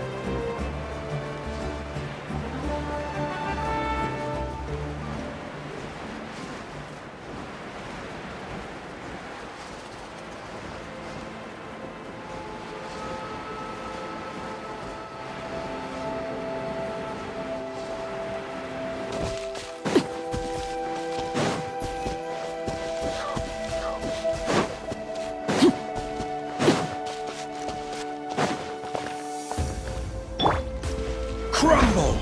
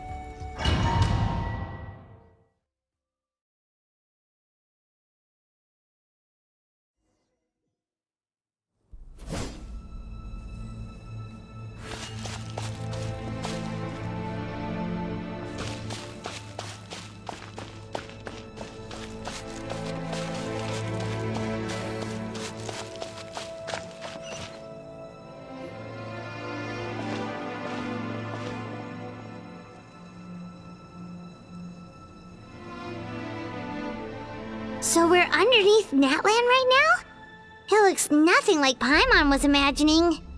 That's because in the distant past, Natlan was home to an incredibly advanced civilization ruled by dragons. Humans only established their own society after the fall of the dragons. So these are Saurian ruins? Wait, you mean like the elemental sovereigns? They had their own advanced civilization? Yes, a really long time ago. Very few records have survived until now, so no one really knows what the devices here are for. These ruins have been abandoned for a long time, but with the recent increase in Abyss activity, the installations around here have somehow been activated again. So what you're saying is, we're not in for an easy trip to the Night Kingdom. No. It's going to be obstacle after obstacle from here on out. Why are you all laughing like that? It's creeping Paimon out. It's the pre-adventure excitement kicking in, right guys? Of course. I'm eager to get started. Then let's go. We won't let anything stand in our way.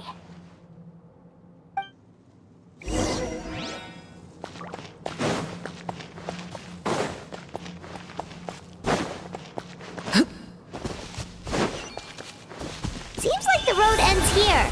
How should we get across?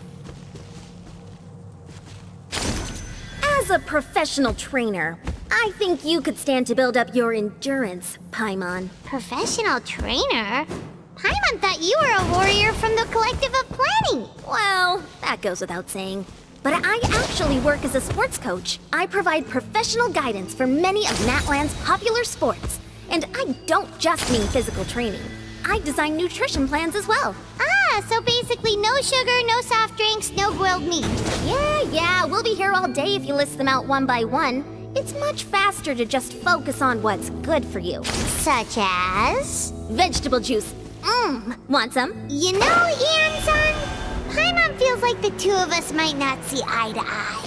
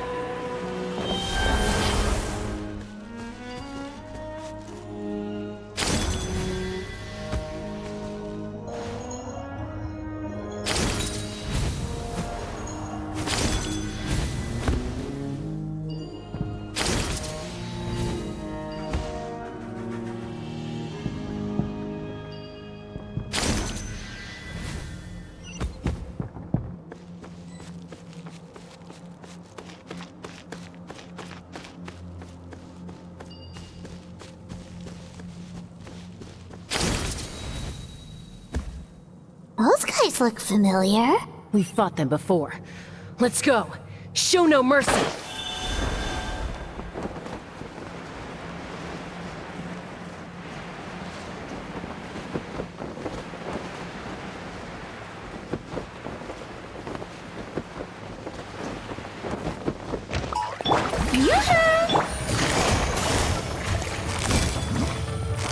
Quietly now.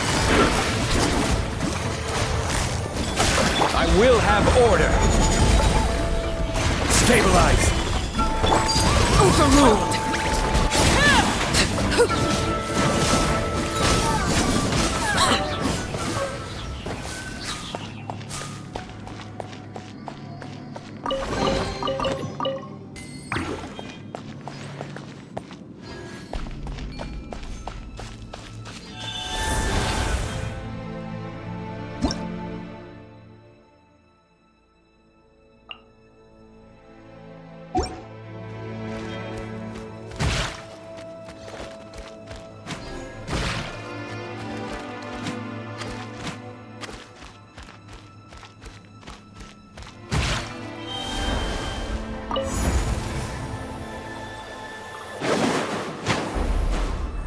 Whoa, the place we need to go seems really high up.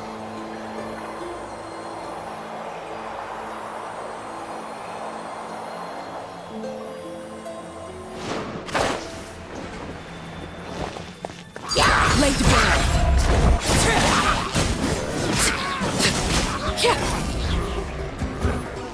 This is order. Gather. Game's up. Time's over. Busted.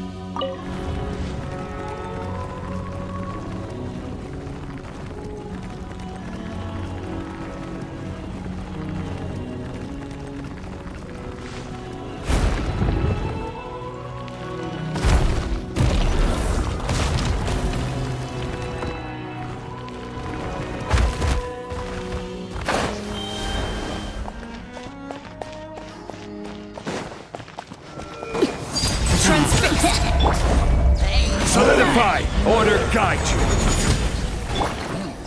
This is where you fall. Overruled.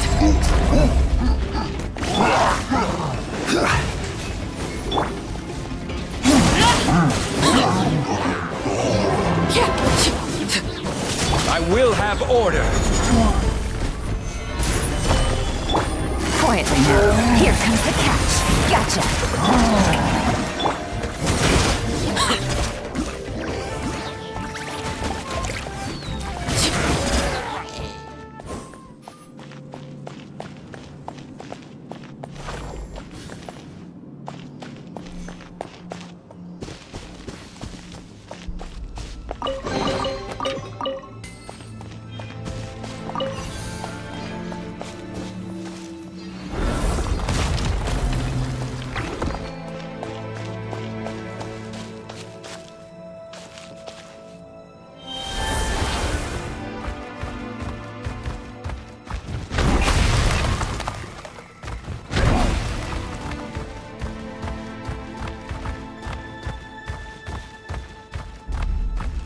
This is the final stretch. We just need to climb up, and we'll be there. Nothing to it. Easy for you to say.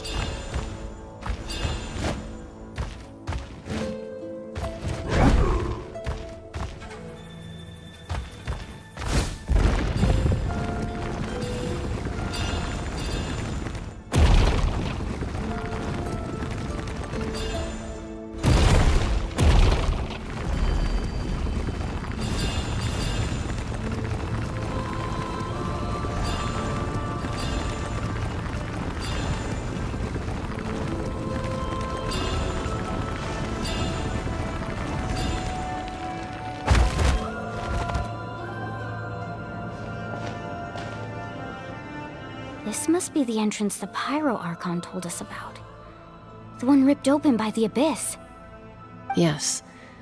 There's something in the depths of this place that feels familiar, yet also foreign. We actually have to go in there? Okay, Paimon just needs to psych herself up. Don't push her through before she's ready.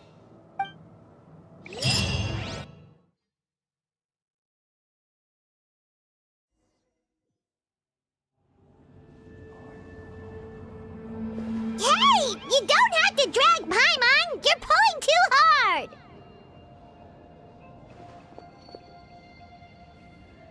Looks like we made it. This is the Night Kingdom.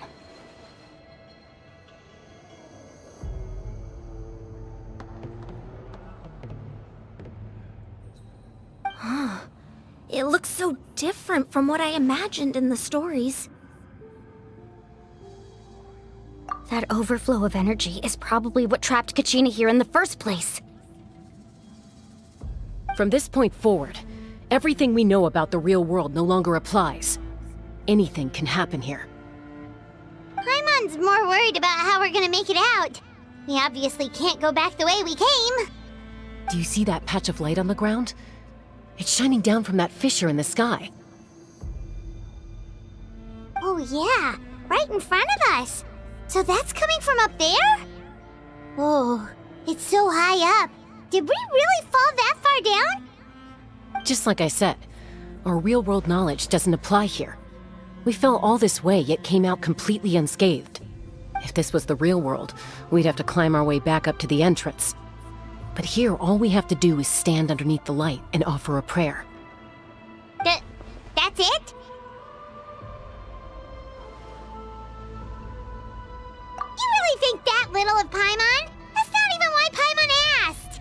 So that means all we need to do is find Kachina and bring her to this location. Exactly. This light is streaming in from the real world. It's a link between the two realms. The terrain looks difficult to navigate, and the visibility's not great either. How are we supposed to find Kachina in these conditions? Yeah, these floating black things don't look super friendly either. Those are all manifestations of abyssal power. Be careful. Ghost! A talking ghost! Calm down, I'm here to help. You're the ones who helped Vichama, right? Yes, I'm Vichama's friend, Malko. I was completely lost to this realm until I sensed a mysterious power calling out to me. It's like it was seeking me out, attempting to reassemble the pieces of who I used to be. Of course, it could only do so much. I'm sorry I can only appear before you in this imperfect form. No, we should be the ones apologizing. If the Spirit Speaker's stone hadn't become corrupted by the Abyss, we could have done much more. But we had to destroy it. Otherwise, Vichama and his tribe would have been in danger. Of course. Thank you for protecting him. I never imagined that, even after all these years, he'd still take such a risk for me. Under the power of the stone, it felt like our souls were connected. Turns out even our regrets were exactly the same. Whether in triumph or death, you want your best friend by your side. Exactly. That may not be in the cards for us, but it's not too late for you. You're looking for a young girl from the Children of Echoes, right? She's being chased by an embodiment of abyssal power. I'd like to help her while I'm still in this form, so follow me. Be careful. This place has been severely corroded by the Abyss. Paimon didn't realize it had gotten this bad. It's like a seething volcano ready to engulf our world at any moment. Ouch! Quick, get back here! Stick close to me. My power will be able to ward off attacks for the time being.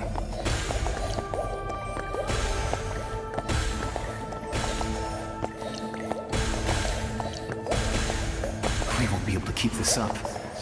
Let's try another route. This way.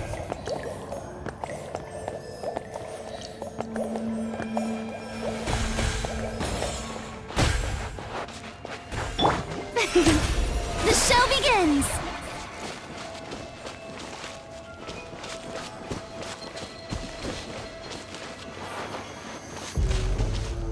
Not good. More monsters. We shouldn't waste our time on them.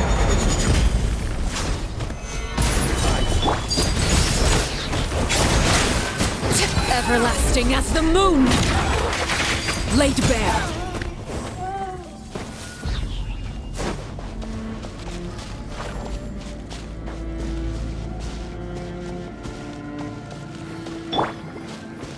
May I present?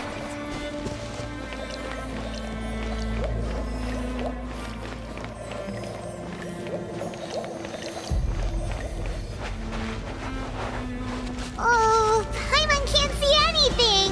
It's easy to get lost here. Just stick close.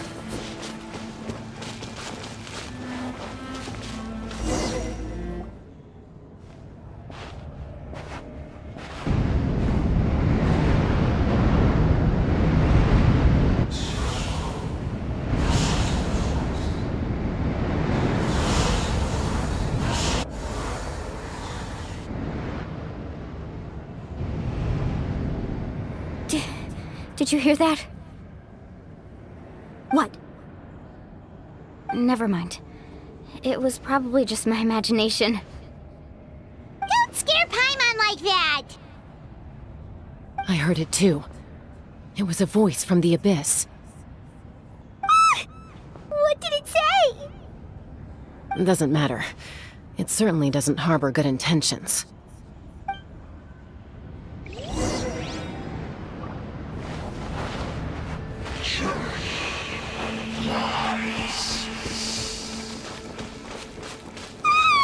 Paimon just heard it too!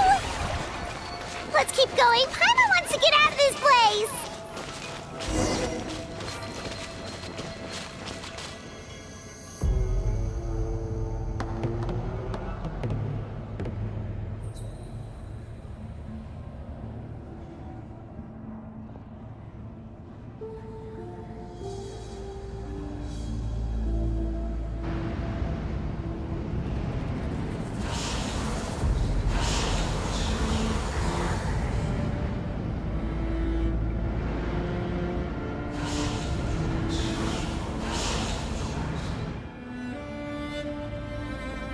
We're here, Kachina!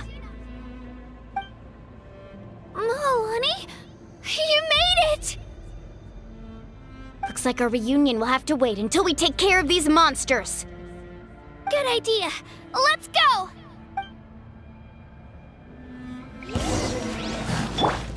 Overruled.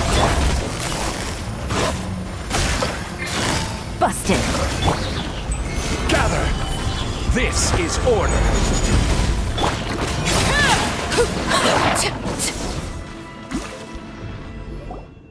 You're here! You're finally here! Thank you so much! That monster can appear from anywhere! It almost caught me a bunch of times.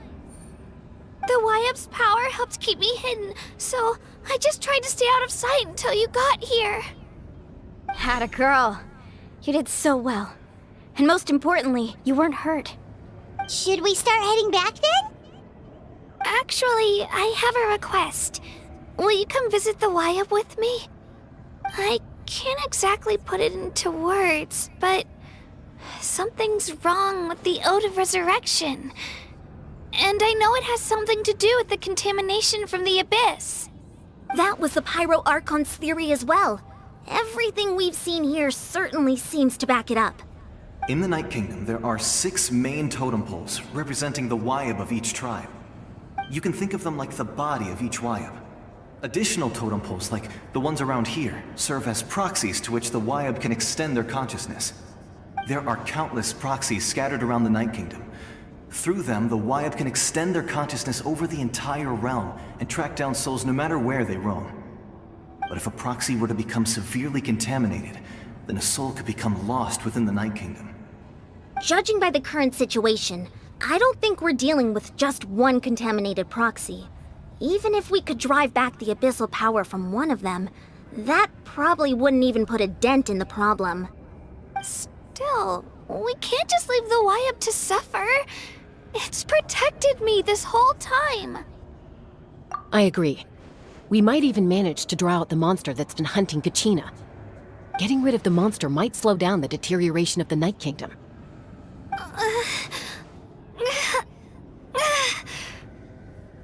Kachina? What's wrong? Nothing. Just a headache. And that voice again, telling me to abandon the Wyap and leave this place. Maybe we really should leave. Kachina's already been here for too long. No, I'm fine.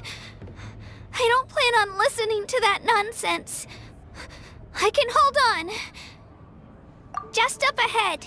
I'll lead the way. Besides, I can still fight, so please, help me out a little longer. Listen to me, Kachina. We'll come with you, but that's because we want to help the Wyap, not because we have something to prove. You don't have anything to prove either. It's okay if you reach your limit. We'll be there for you. All right, the sooner we get this done, the better. We've already come all this way, so we might as well try to get to the bottom of this. Let's go. This way. I'll stay here and try to stall the Abyss monster. All by yourself? That's too dangerous. It's all right. I may not be as strong as that monster, but I'm definitely more familiar with the area. Besides, I don't have much time left. If you're anything like my friend, I'm sure you're not particularly fond of goodbyes. So go. Achieve your goal, and return to the world where you belong. Thank you for everything. You're a true hero. Thank you. No one fights alone.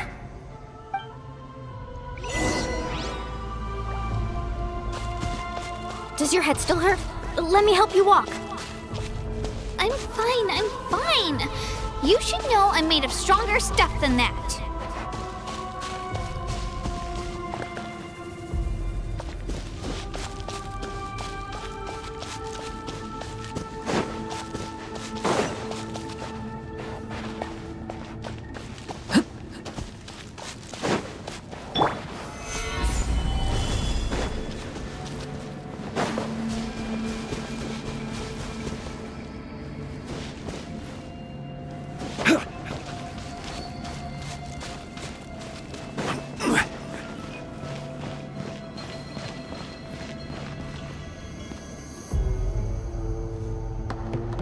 Wyap?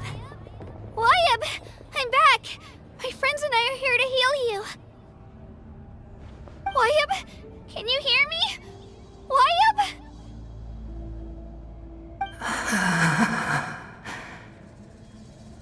So we were right. The contamination is already too severe. It's preventing the Wyabb from answering our calls. Alright, get ready, everyone. Time to purge the abyssal energy from this place. Careful. We've got company. Already? You really think that puny soul could slow me down? Courage in the face of futility is pure folly. He tried to get in my way, so I disposed of him. You killed Malco? He would have dispersed with or without me. Rather than worrying about him, I would urge you to focus on yourself. You may have defeated others of my kind in the past, but underestimate me now, and it will be to your peril. No, the power of the Abyss is intoxicating. The destruction it seeks captivates like a masterful work of art. I strive only for the opportunity to see it up close. I thought this naive little girl was an exception, but it turns out humanity is full of lambs willing to offer themselves up to the slaughter. That is the tragedy of your short lives. You understand nothing of all-encompassing power. Ancient names, pride, friendship, all empty ideas invented to give you a false sense of self-worth. They possess no power at all. The Pyro Archon created those grandiose ideals out of pure selfishness. Anything to avoid sharing power. Anything to avoid handing over the primordial gift to ordinary people like you. Don't believe me? Then ask yourself, why is the Pyro Archon strong beyond measure, while you, Kachina, remain so pathetically weak? Kachina! Give me your hand.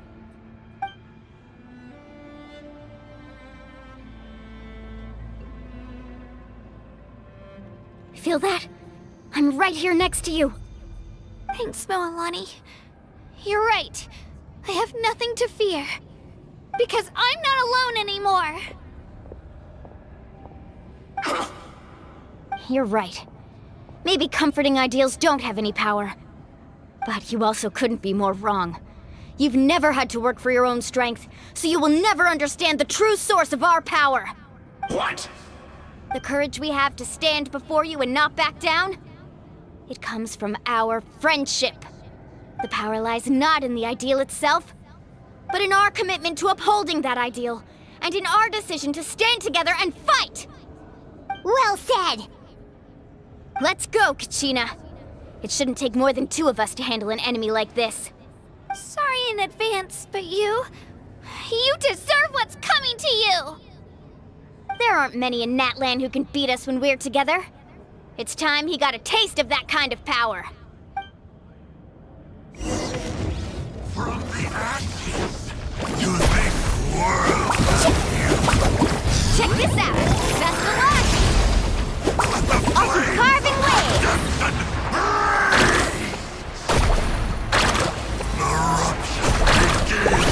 Right here!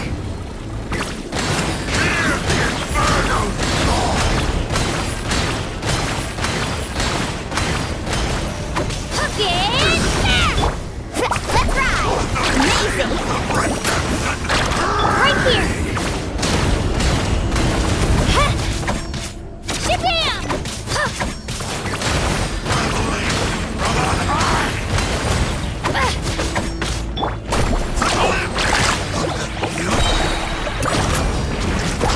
Let's shred, Sharky!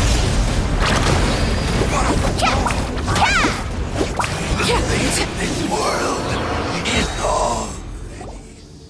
We won! We actually won! That's what he gets for underestimating you two. Fantastic work, Kachina! Absolutely fantastic! This makes me so unbelievably happy. I'm happy too, Mualani.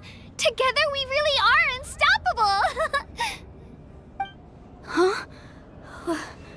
What's happening?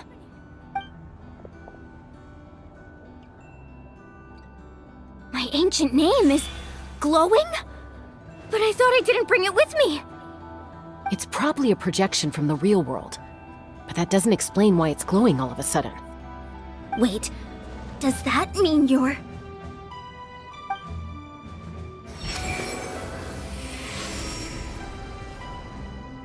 That was a bold move, diving headfirst into the fire to save your friend, especially in a place so overrun with abyssal corruption.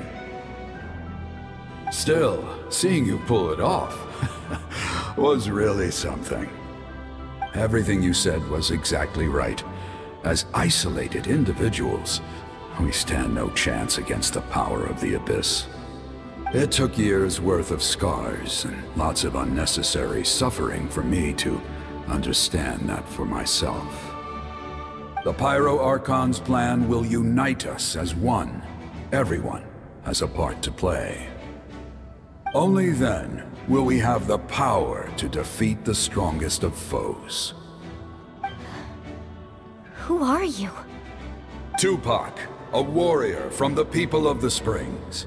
I fought against the Abyss during the invasion 500 years ago. I've heard that name before. You were the giant who saved all of Natlan. Since you were able to awaken my words from your ancient name, that means you have fully embodied the aspirations of the Wayub.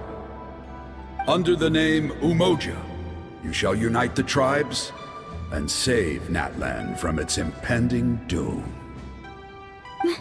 Me? As long as blood still runs through your veins, even the tiniest spark of steel against stone can ignite a flame. Its blaze will become one with our vision for Natlan. Even amid everlasting darkness, our bonds remain eternal.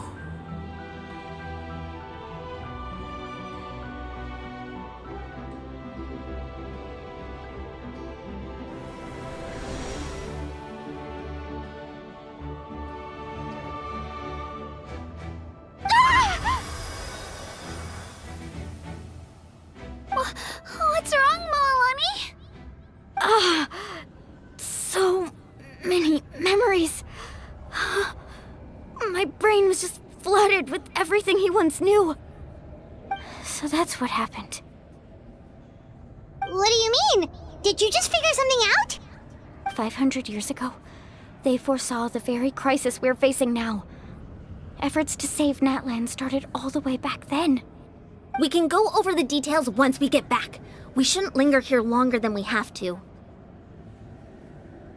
I know bits and pieces, but I had no idea Mualani was also part of the plan. This sounds like something that's going to need a lot of explaining. Let's focus on saving the Wayub first.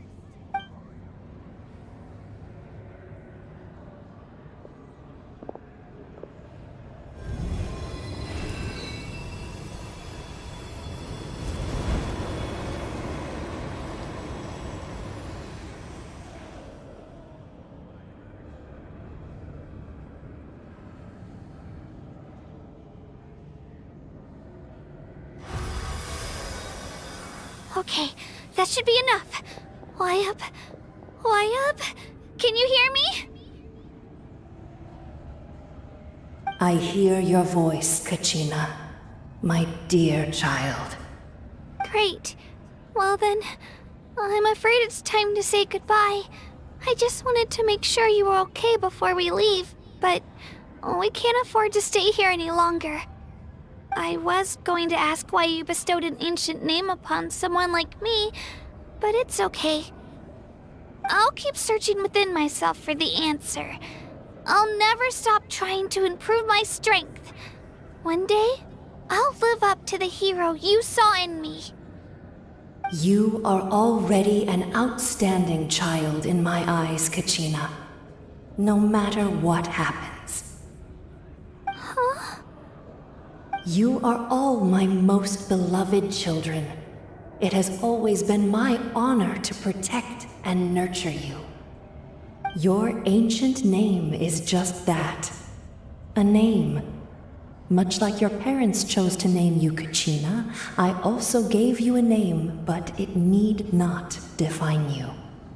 Focus on who you want to be. You are already worthy of your name. Now, you need only devote yourself to becoming a better you. The story of your ancient name is for you to continue. Just like your parents, my love for you will never change, no matter what the future holds.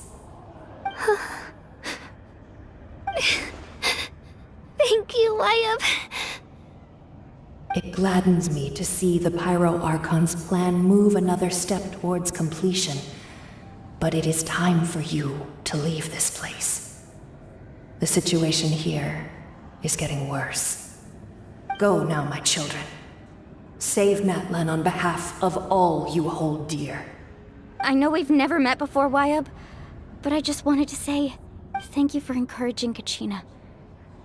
It was exactly what she needed to hear. Whoa! What's going on? An earthquake? We're out of time. It's the power of the Abyss. Quick, we need to run!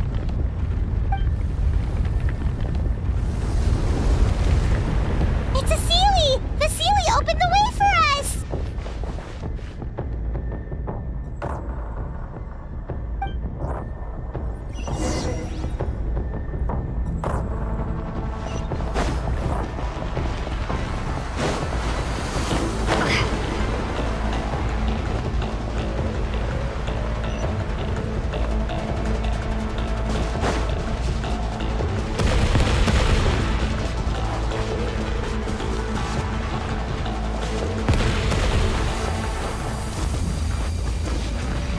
The opening in the sky! It's closing! We need to hurry, or we'll be stuck here!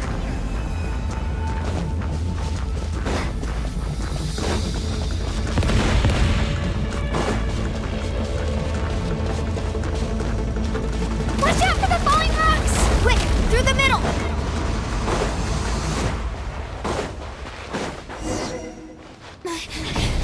Come on, faster! We'll never make it!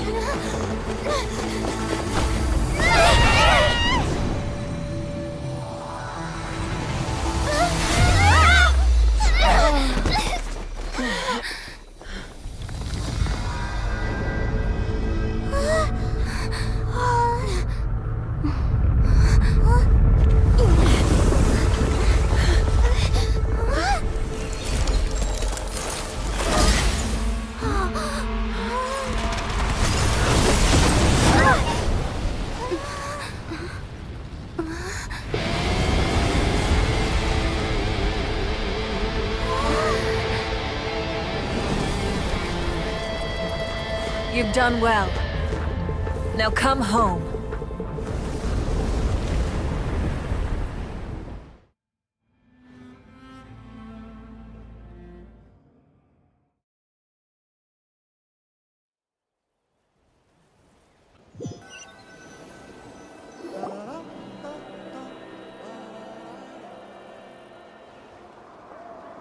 We're back! The Pyro Archon saved us. But she's not here. Yeah, didn't she say she used it all up? She's still in the Speaker's Chamber. What we saw in the Night Kingdom was just her consciousness. So you're saying her consciousness did all that? Every great display of power comes at a price.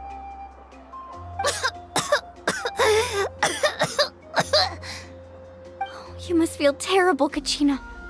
Just hold on. We'll get you to a doctor soon. Let's get back to the stadium. The Pyro Archon said she'd have a doctor waiting for us. I recommend getting a full checkup, just to make sure no damage gets left behind. Paimon feels okay. What about you, Traveler? Right. You always seem to do pretty well against the Abyss. Let's get going. We need to share what we learned in the Night Kingdom as well. Right. The Wyatt mentioned something about the Pyro Archon's plan. What is it exactly? I'll let her explain everything. We're all a part of the plan now. Every move we make from here on out will decide Natlan's ultimate fate.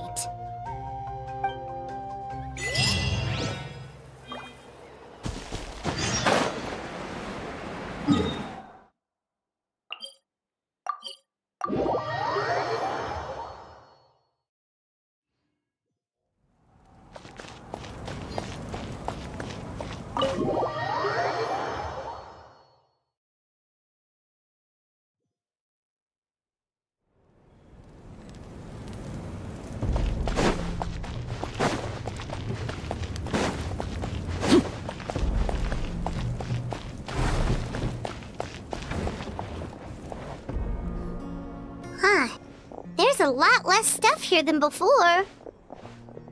It's good to see you all here in one piece. I know you must have a lot of questions, but let Koichi check you over first. It's best not to let any lingering effects of the Abyss go untreated. Thank goodness you made it back. I came here as soon as the Pyro Archon told me about your plan. Take a seat, everybody. I'll examine you one by one.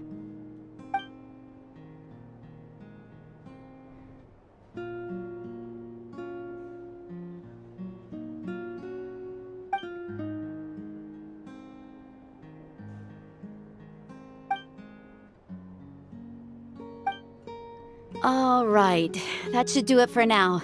But just to be safe, I'll perform another checkup in a couple of days. I have to say, though, I've never seen anyone react to the Abyss like you, Traveler.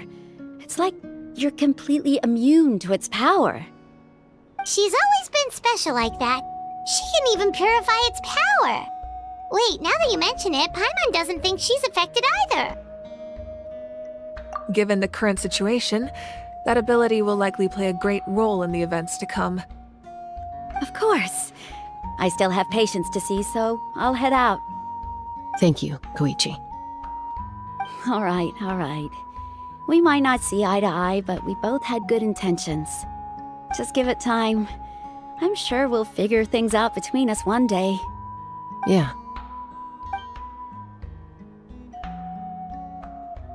All right. There's so much to discuss, I don't even know where to begin. You've seen it for yourselves now.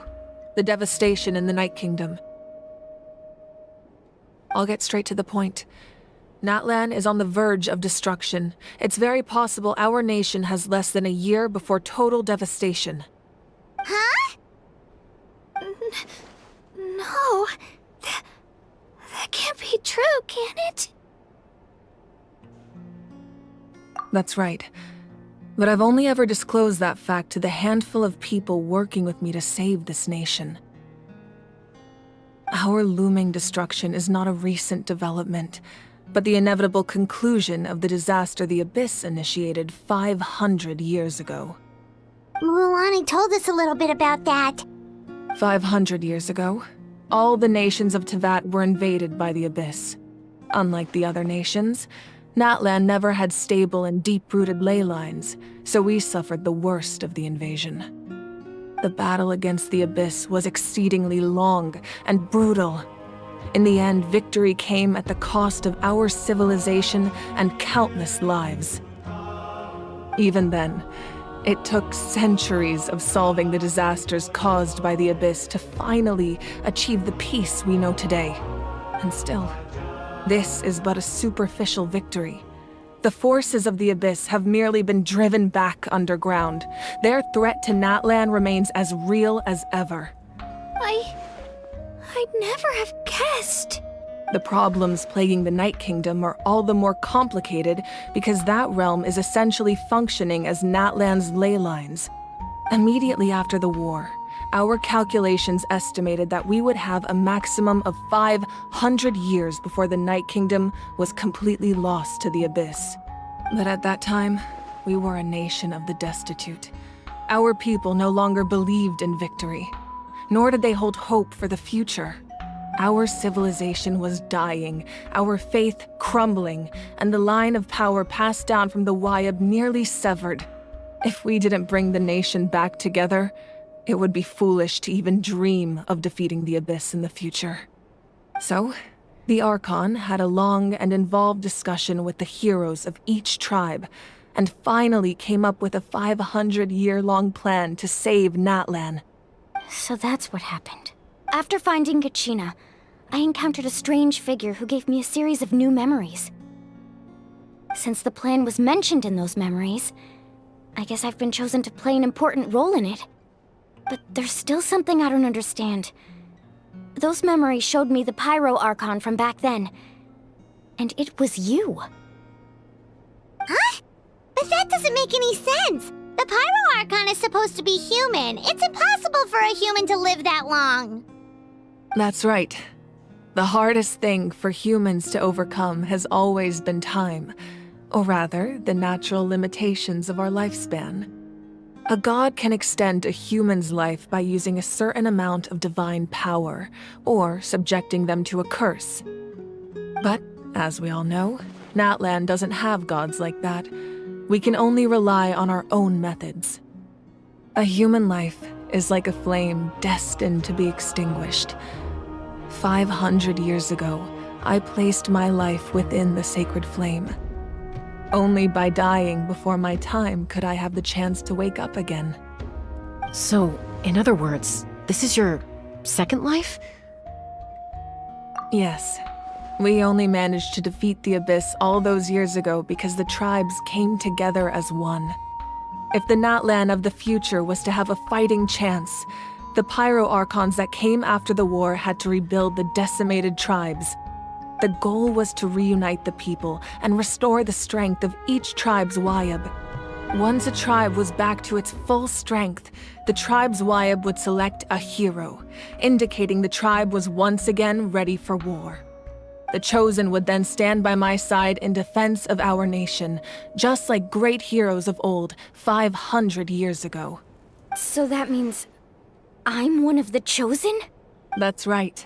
You bear the ancient name Umoja, the same one held by the hero from your tribe 500 years ago. It means unity. After your adventure in the Night Kingdom, I trust you've come to fully understand the meaning of that name. So in other words, you always knew who the Wyab were going to pick from each tribe? Yes. According to the plan, each tribe was supposed to have been fully restored by the time I awoke. But something went wrong along the way. The 6 heroes successfully inherited the ancient names from 500 years ago, but the intel regarding the plan wasn't passed on to them. Once again, it comes down to the deterioration of the Night Kingdom. Communication between the Sacred Flame and the Wyab has been blocked. Just like how the Ode of Resurrection failed to bring Kachina back. Exactly. It's just another tactic the Abyss is using against us. The Abyss may not possess intelligence, but its methods certainly aren't easy to counter. If we want to unblock that information from being passed on, my presence alone isn't enough. The ancient name-bearer must establish a greater connection to their name. So, I've tried my best to help them from the sidelines. Currently, Shilonin of the Children of Echoes, Kinich of the Scions of the Canopy, and Iansan of the Collective of Plenty have all been acknowledged by their names. During your adventure, you too earned the acknowledgement of your Wyab Mualani. In the process, you gained the memories stored within your name. But we have less than a year! Yes, but we have no choice. We cannot start the plan until all the heroes have been gathered. That's also why I haven't been able to take action despite the urgency of the situation. But if you knew this whole time, why didn't you just tell me about my role in all this? Wouldn't that make everything go a lot faster? Perhaps, but the opposite could also be true. Knowing your destiny too early could mean failing to realize your full potential. Just like your determination to save Kachina, I hope your commitment to this endeavor comes from your own strength of will, rather than a sense of obligation. So I suppose you're not going to tell us who the final 2 heroes are then? That's right. Their time is yet to come. Putting pressure on them beforehand will only hinder their development. I can only trust in the judgment of the Wyab. I have never believed I could solve this crisis alone. In fact, it was precisely because I chose to trust and rely on others that we managed to get this far. Natlan's salvation lies not in its Archon or any singular individual, but in us all. You're quite perceptive, aren't you? I thought I might get away with avoiding the topic. Huh? Oh, right! All the stuff you stored here before, where did it all go? Even though I sacrificed my power, I still needed a contingency plan to ensure you would make it back from the Night Kingdom. After all, I was the one who allowed you to take that risk, and Mualani has an important role to play in my plan. In addition to their sentimental value, the items I stored here held a much more important purpose: fuel. Fuel? So back then, that's why you... Yes. The stories embodied by those items are certainly important, but there's an even more significant trait they all share. Every item belonged to a hero of Natlan. Over time, they became imbued with a certain amount of contending fire from being carried in battle. On their own, each item's power is limited, but together, their combined effect can prove quite useful in a dire situation. By burning those items, I was able to activate the contending fire stored within them to open the boundary between the 2 worlds. It was a rather crude approach, so all their power was depleted in an instant, as you can see. But weren't they all precious treasures? What about their stories? That's exactly why I dragged you all here. No matter what, I never wanted the Pyro Archon to have to use that power. Oh, I'm so sorry. You have nothing to be sorry for. You all deserve my thanks, actually. If you hadn't saved the totem pole, that area of the Night Kingdom would have been forever lost to the Abyss. And then, it would only be a matter of time before the Children of Echoes was met with disaster. Besides, when those heroes entrusted their belongings to me, or the Pyro Archon of their time, it was out of a desire to contribute to Natlan's survival. If they knew those items helped save the present-day heroes of Natlan, they would not mourn their loss. Even when you put it that way, I still feel bad. There's no need. Remember what I told you about time? The people and the events of the past are never truly lost to us. We simply carry them with us in a different form. In that sense, we didn't lose anything at all. If you still have regrets, let them fuel your resolve in the battles to come. Your deeds will become new legends and nurture new forms of power just like the items once stored here. Well, we'd still like to return the favor. Well, if that's the case, just treat me to a drink sometime. Now that Kachina has returned, we can finally hold the victory feast and celebrate your team's triumph in the Night Warden Wars. And we could all use the rest, that's for sure. Plus, you'll be able to silence everyone who doubted you once and for all, Kachina. Still, now that I know the danger we're facing, having a victory feast doesn't feel right. Try not to let it get to you.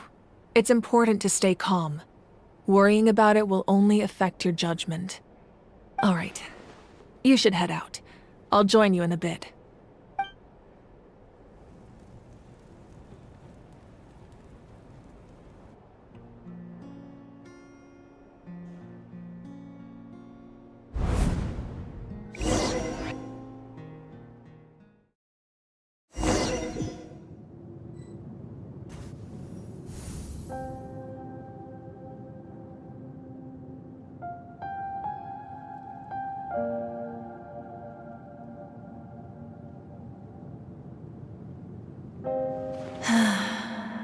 When I was young, I used to sit by the hot springs and listen to the stories of warriors from all over Natlan.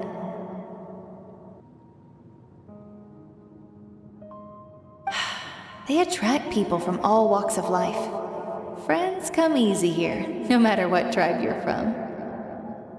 The people of the springs have never claimed the hot springs as their own private property. They are there to bring all hot spring buddies together. It's been really nice, seeing the children of my tribe get older. It's helped me gradually understand the true value of the springs. I've witnessed their energy, their determination, their absolute passion for life.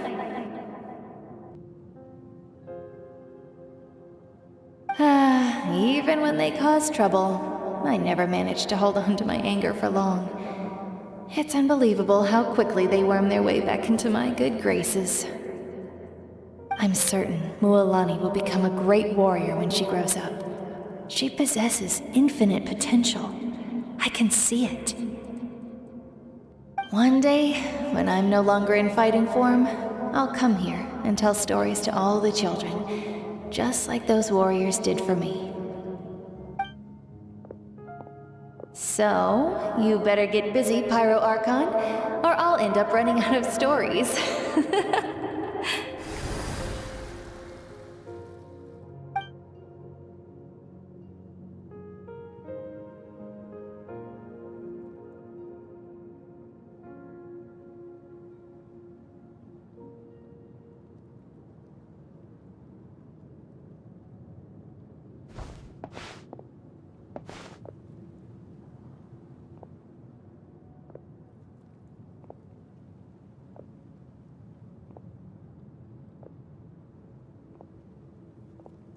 Our nation is engulfed in darkness. Our tribes stand divided, and yet you promise victory in the distant future. The Abyss is a cunning enemy, one that I faced in battle many times. Were that not the case, I would never understand exercising this degree of caution. My rage will never know absolution, and my power will no longer aid you in victory. But you came to me because you knew you could convince me with just a single sentence. I understand your choice. The heroes of today will forge the path ahead with blood and fire. Just remember to earn us the victory we are owed. Otherwise, rest assured, I'll find a way to collect the debt. For Natlan.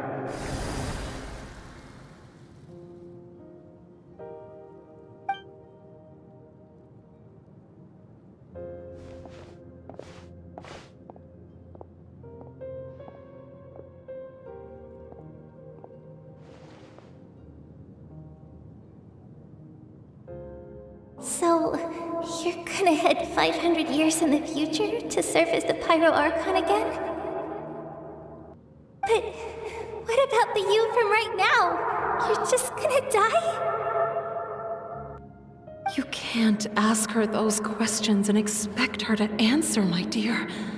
The decision is hers to make, and she deserves our support. We will do everything we can to rebuild the tribes. Don't you worry.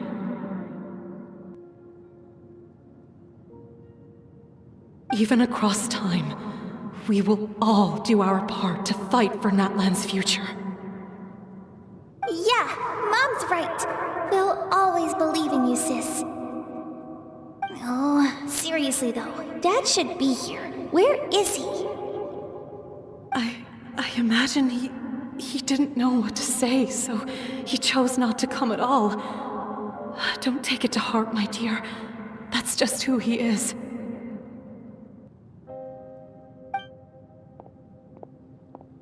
Just remember, no matter what happens in the future, we will always love you.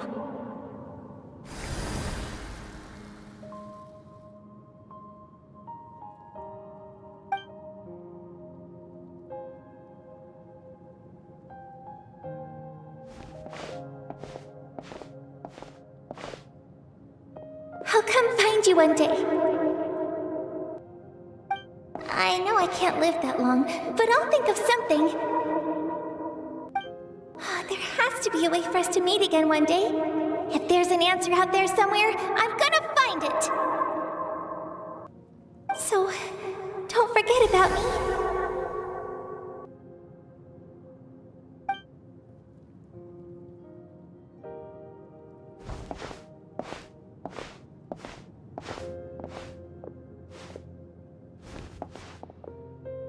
If that's your decision, then you have my full support, Archon.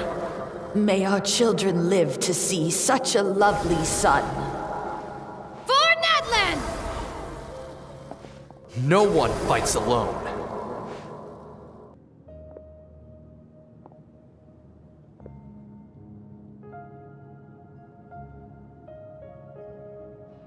The rules are my legacy.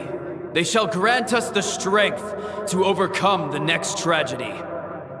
War forged the 6 tribes, taught us how to fight, instilled in us what it means to love. Who will be the one to bring this to an end?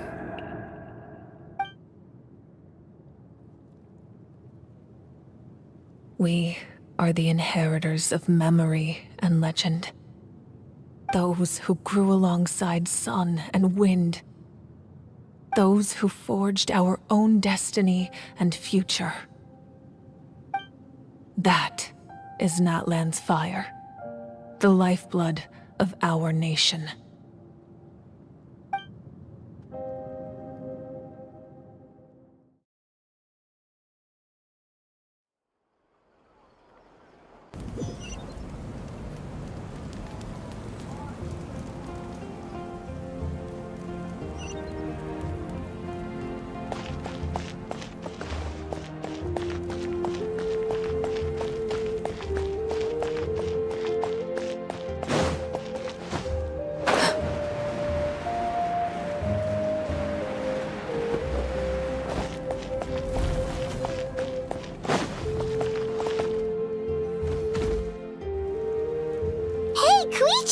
You here for the victory feast too?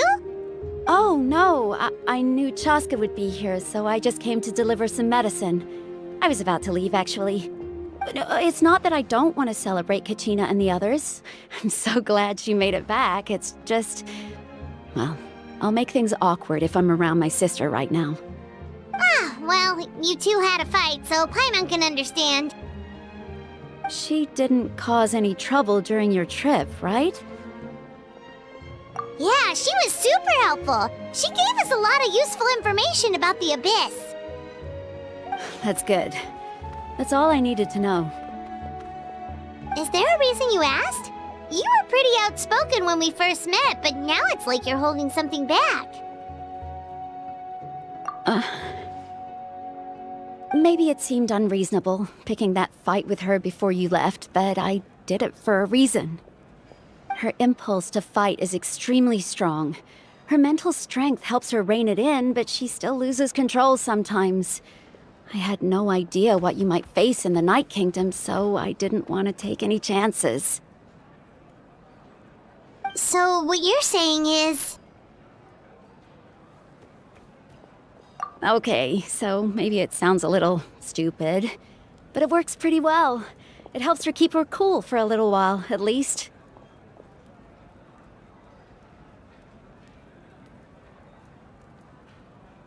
Anyway, I'm just glad you were able to make it back safe and sound. That's all I wanted. But do you really have to go that far? Can't you just talk it out? No way. Chaska never opens up about her own pain, especially to her family.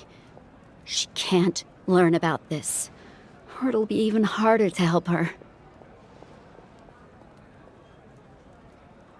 I appreciate the understanding, and don't worry. I'll find a way to help her ease this burden. Anyway, I need to get going. Enjoy the celebration!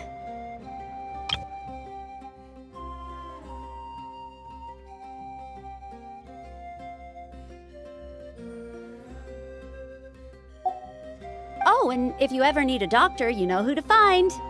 Huh. Who would have thought there was a deeper reason behind their arguing? In the end, it's all the Abyss's fault. Paimon's had enough of them.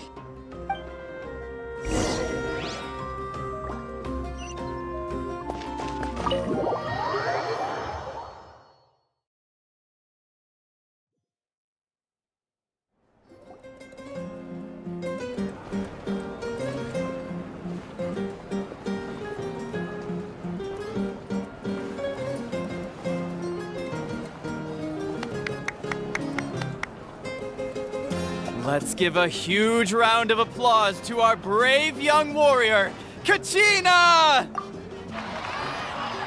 Woohoo! Well done, Kachina. Thank you, everyone. I'm so glad I finally made it. I always knew you could do it. With so much potential at your age, you have a great future ahead of you. You're one to talk. Don't think I didn't know you were the first person to abandon your team. I'll be dealing with you when we get back. I had no choice. My friend invited me. I couldn't just say no. Oh, really? So you weren't just trying to get ahead in the first round? I wasn't, I swear. I just happened to find that bearer injured in the wild, so I stopped to bandage his wounds.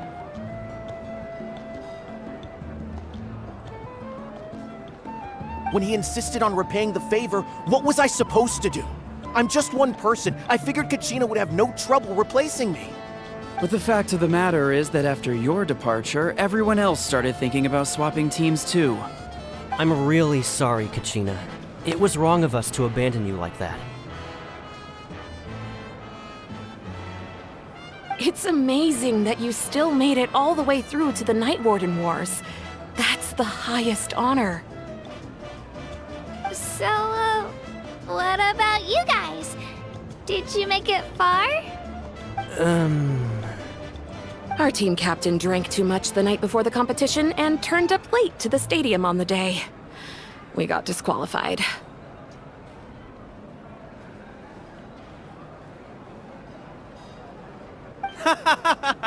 Serves you all right. No sympathy for me.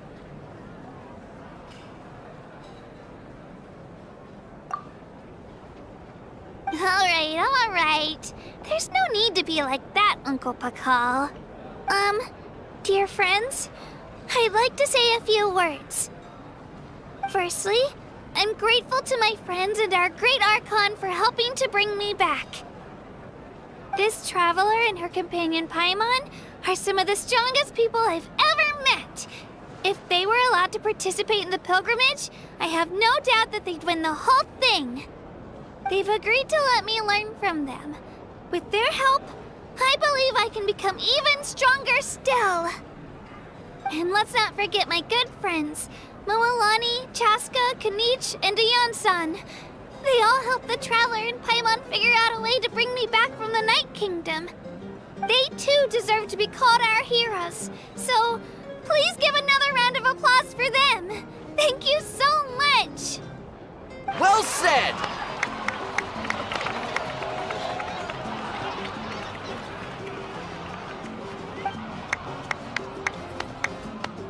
I'll drink to that.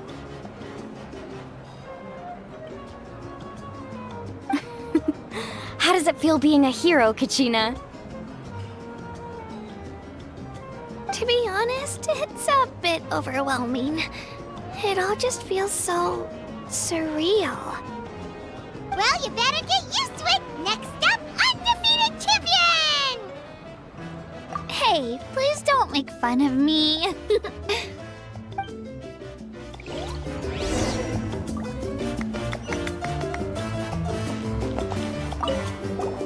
I've been through so much all at once.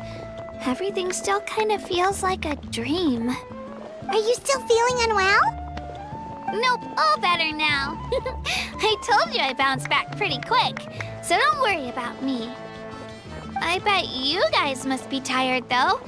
Make sure you get some good rest tonight. You gotta recharge so you'll be in the mood to have fun.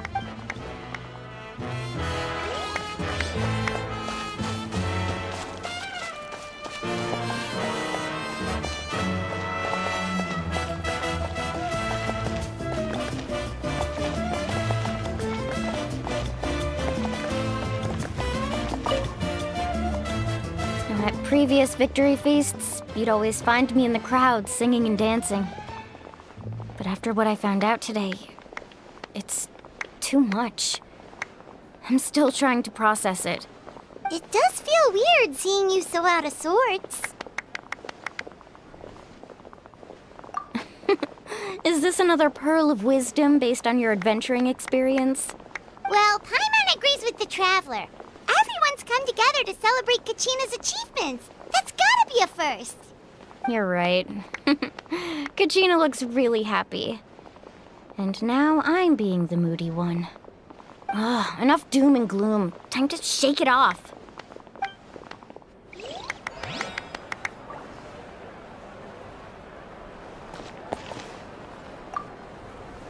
All right, Kachina. Let's party! I'm a little embarrassed. Don't be. Come on, you're the star of the show today.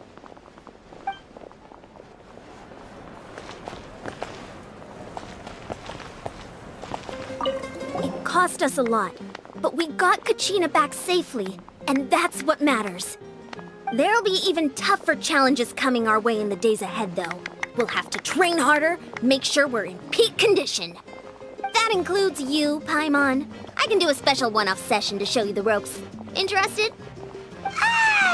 No thanks. It's rare to meet travelers as strong and brave as yourselves. I raise my glass to you. Anyway, my sister's already gone back to our tribe. She has patients to treat. Oh, we actually ran into her on the way here and, well, Paimon just thinks she really cares about you. Yeah, I'm planning on visiting home myself in a few days. To tell her and the rest of the family that they need to be extra careful. I just hope they take it seriously. The Abyss has likely sensed your arrival in Natlan by now. So exercise caution on your adventures as well.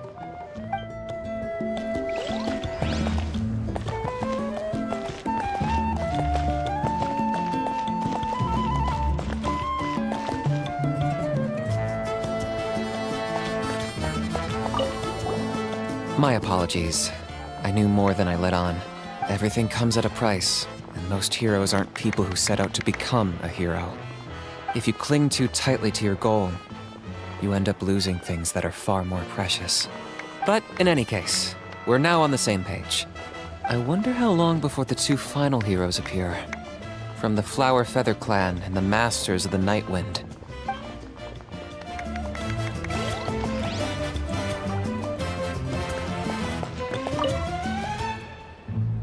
You're here. Have some fruit juice. I got it specially for you two. How did you know? That's Paimon's favorite! You look like you've still got questions. Ask away.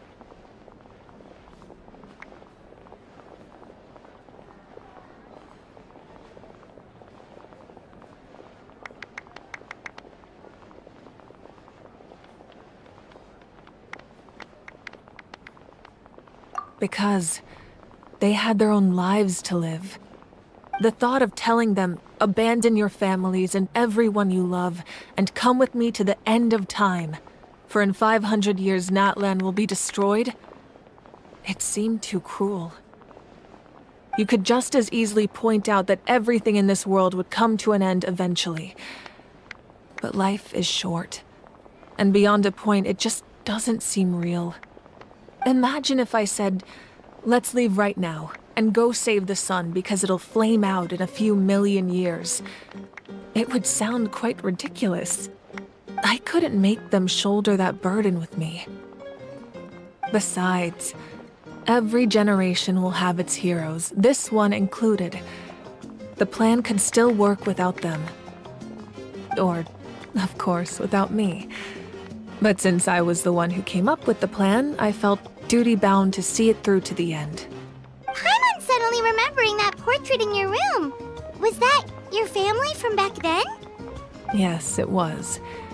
So when you asked me who my sister grew up to be, the truth is that very little information survives.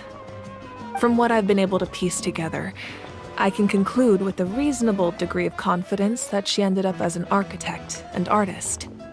She played an instrumental role in rebuilding the scions of the Canopy tribe, designing and building many houses. But of course, none of her buildings are around anymore. Still, it was an impressive achievement, and I'm very proud of her. You feel loss keenly. It seems to stir up feelings of regret in you. But this is something I have long since come to terms with. This is a war, and there can be no war without loss. I am already far more fortunate than those who lost their lives to the Abyss.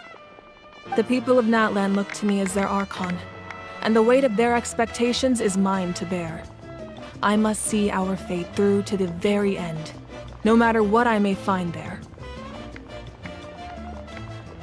Yeah, doesn't that mean the way everything ends has already been written, including your plan? I suppose, but so what? Don't forget, time takes many forms. The past, present, and future coexist, and all are equally important.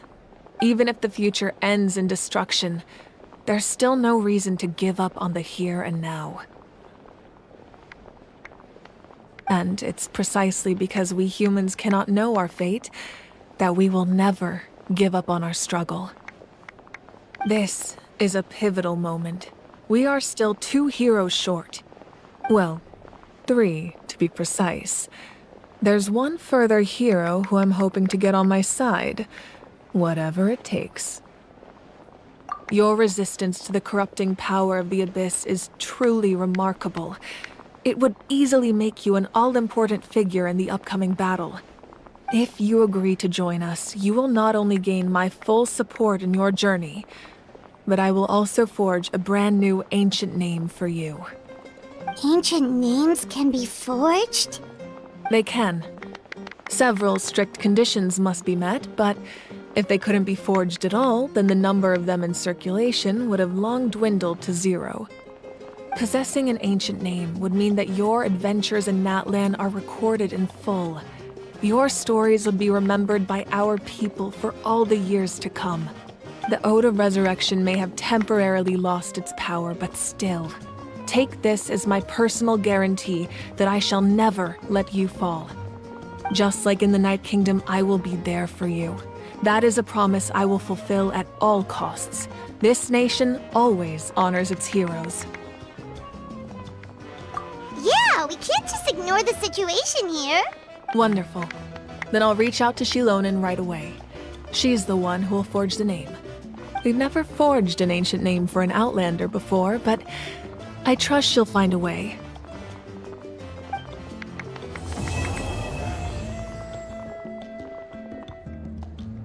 My lord, we've received word that the Pyro Archon has lost much of her power. Although your injury complicates things, this is most certainly the opportune time to seize the Gnosis. Victory and defeat are rules, not outcomes. I have never taken advantage of an opponent in a time of weakness, and I don't intend to start now. As for you, I must confess, I did not expect that little trick of yours to save the day. No matter how dense the fog, as long as the sun remains, we cannot turn day into night. She could have dispelled it. She simply chose not to. You don't have much time, and you're injured on top of that. What do you plan to do next? I'm beginning to see just how useful you may turn out to be. You heard something from here, didn't you?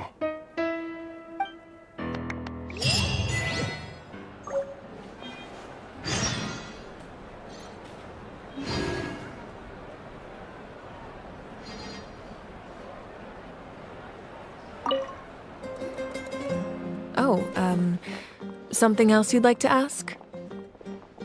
Well, our intel suggests he hasn't made any new movements yet. Although Kenichi's investigation helped us confirm that he's being aided by someone from the Masters of the Nightwind. I'm getting closer to narrowing down who that may be, but it's still unclear whether this person aided the captain out of willingness or coercion. If you learn anything about this during your adventures, please let me know.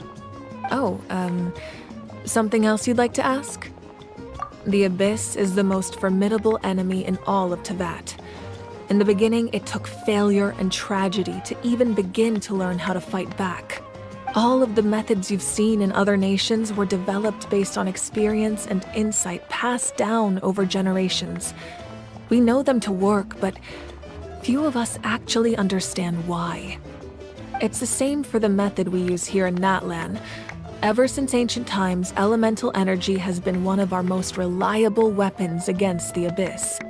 As for the principles behind it, I'm afraid you might have to seek answers from someone older than the position of Pyro Archon itself. Oh, something else you'd like to ask? That also comes down to the long-standing effects of the Abyss. Our people's survival is inextricably tied to the Wyab, but their power has its limits. They cannot offer our people the same degree of protection outside our borders. In fact, people who do decide to leave often suffer from memory loss and emotional issues. Everyone in Natlan understands this.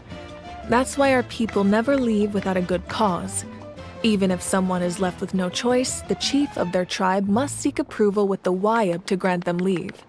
And the Wyab have always been very strict about granting that approval, since extending protection beyond our borders means consuming power reserved for our fight against the Abyss. Still, there's no need to worry. The Wyab extend their protection to all within Natlan, including visitors from afar. Oh, something else you'd like to ask?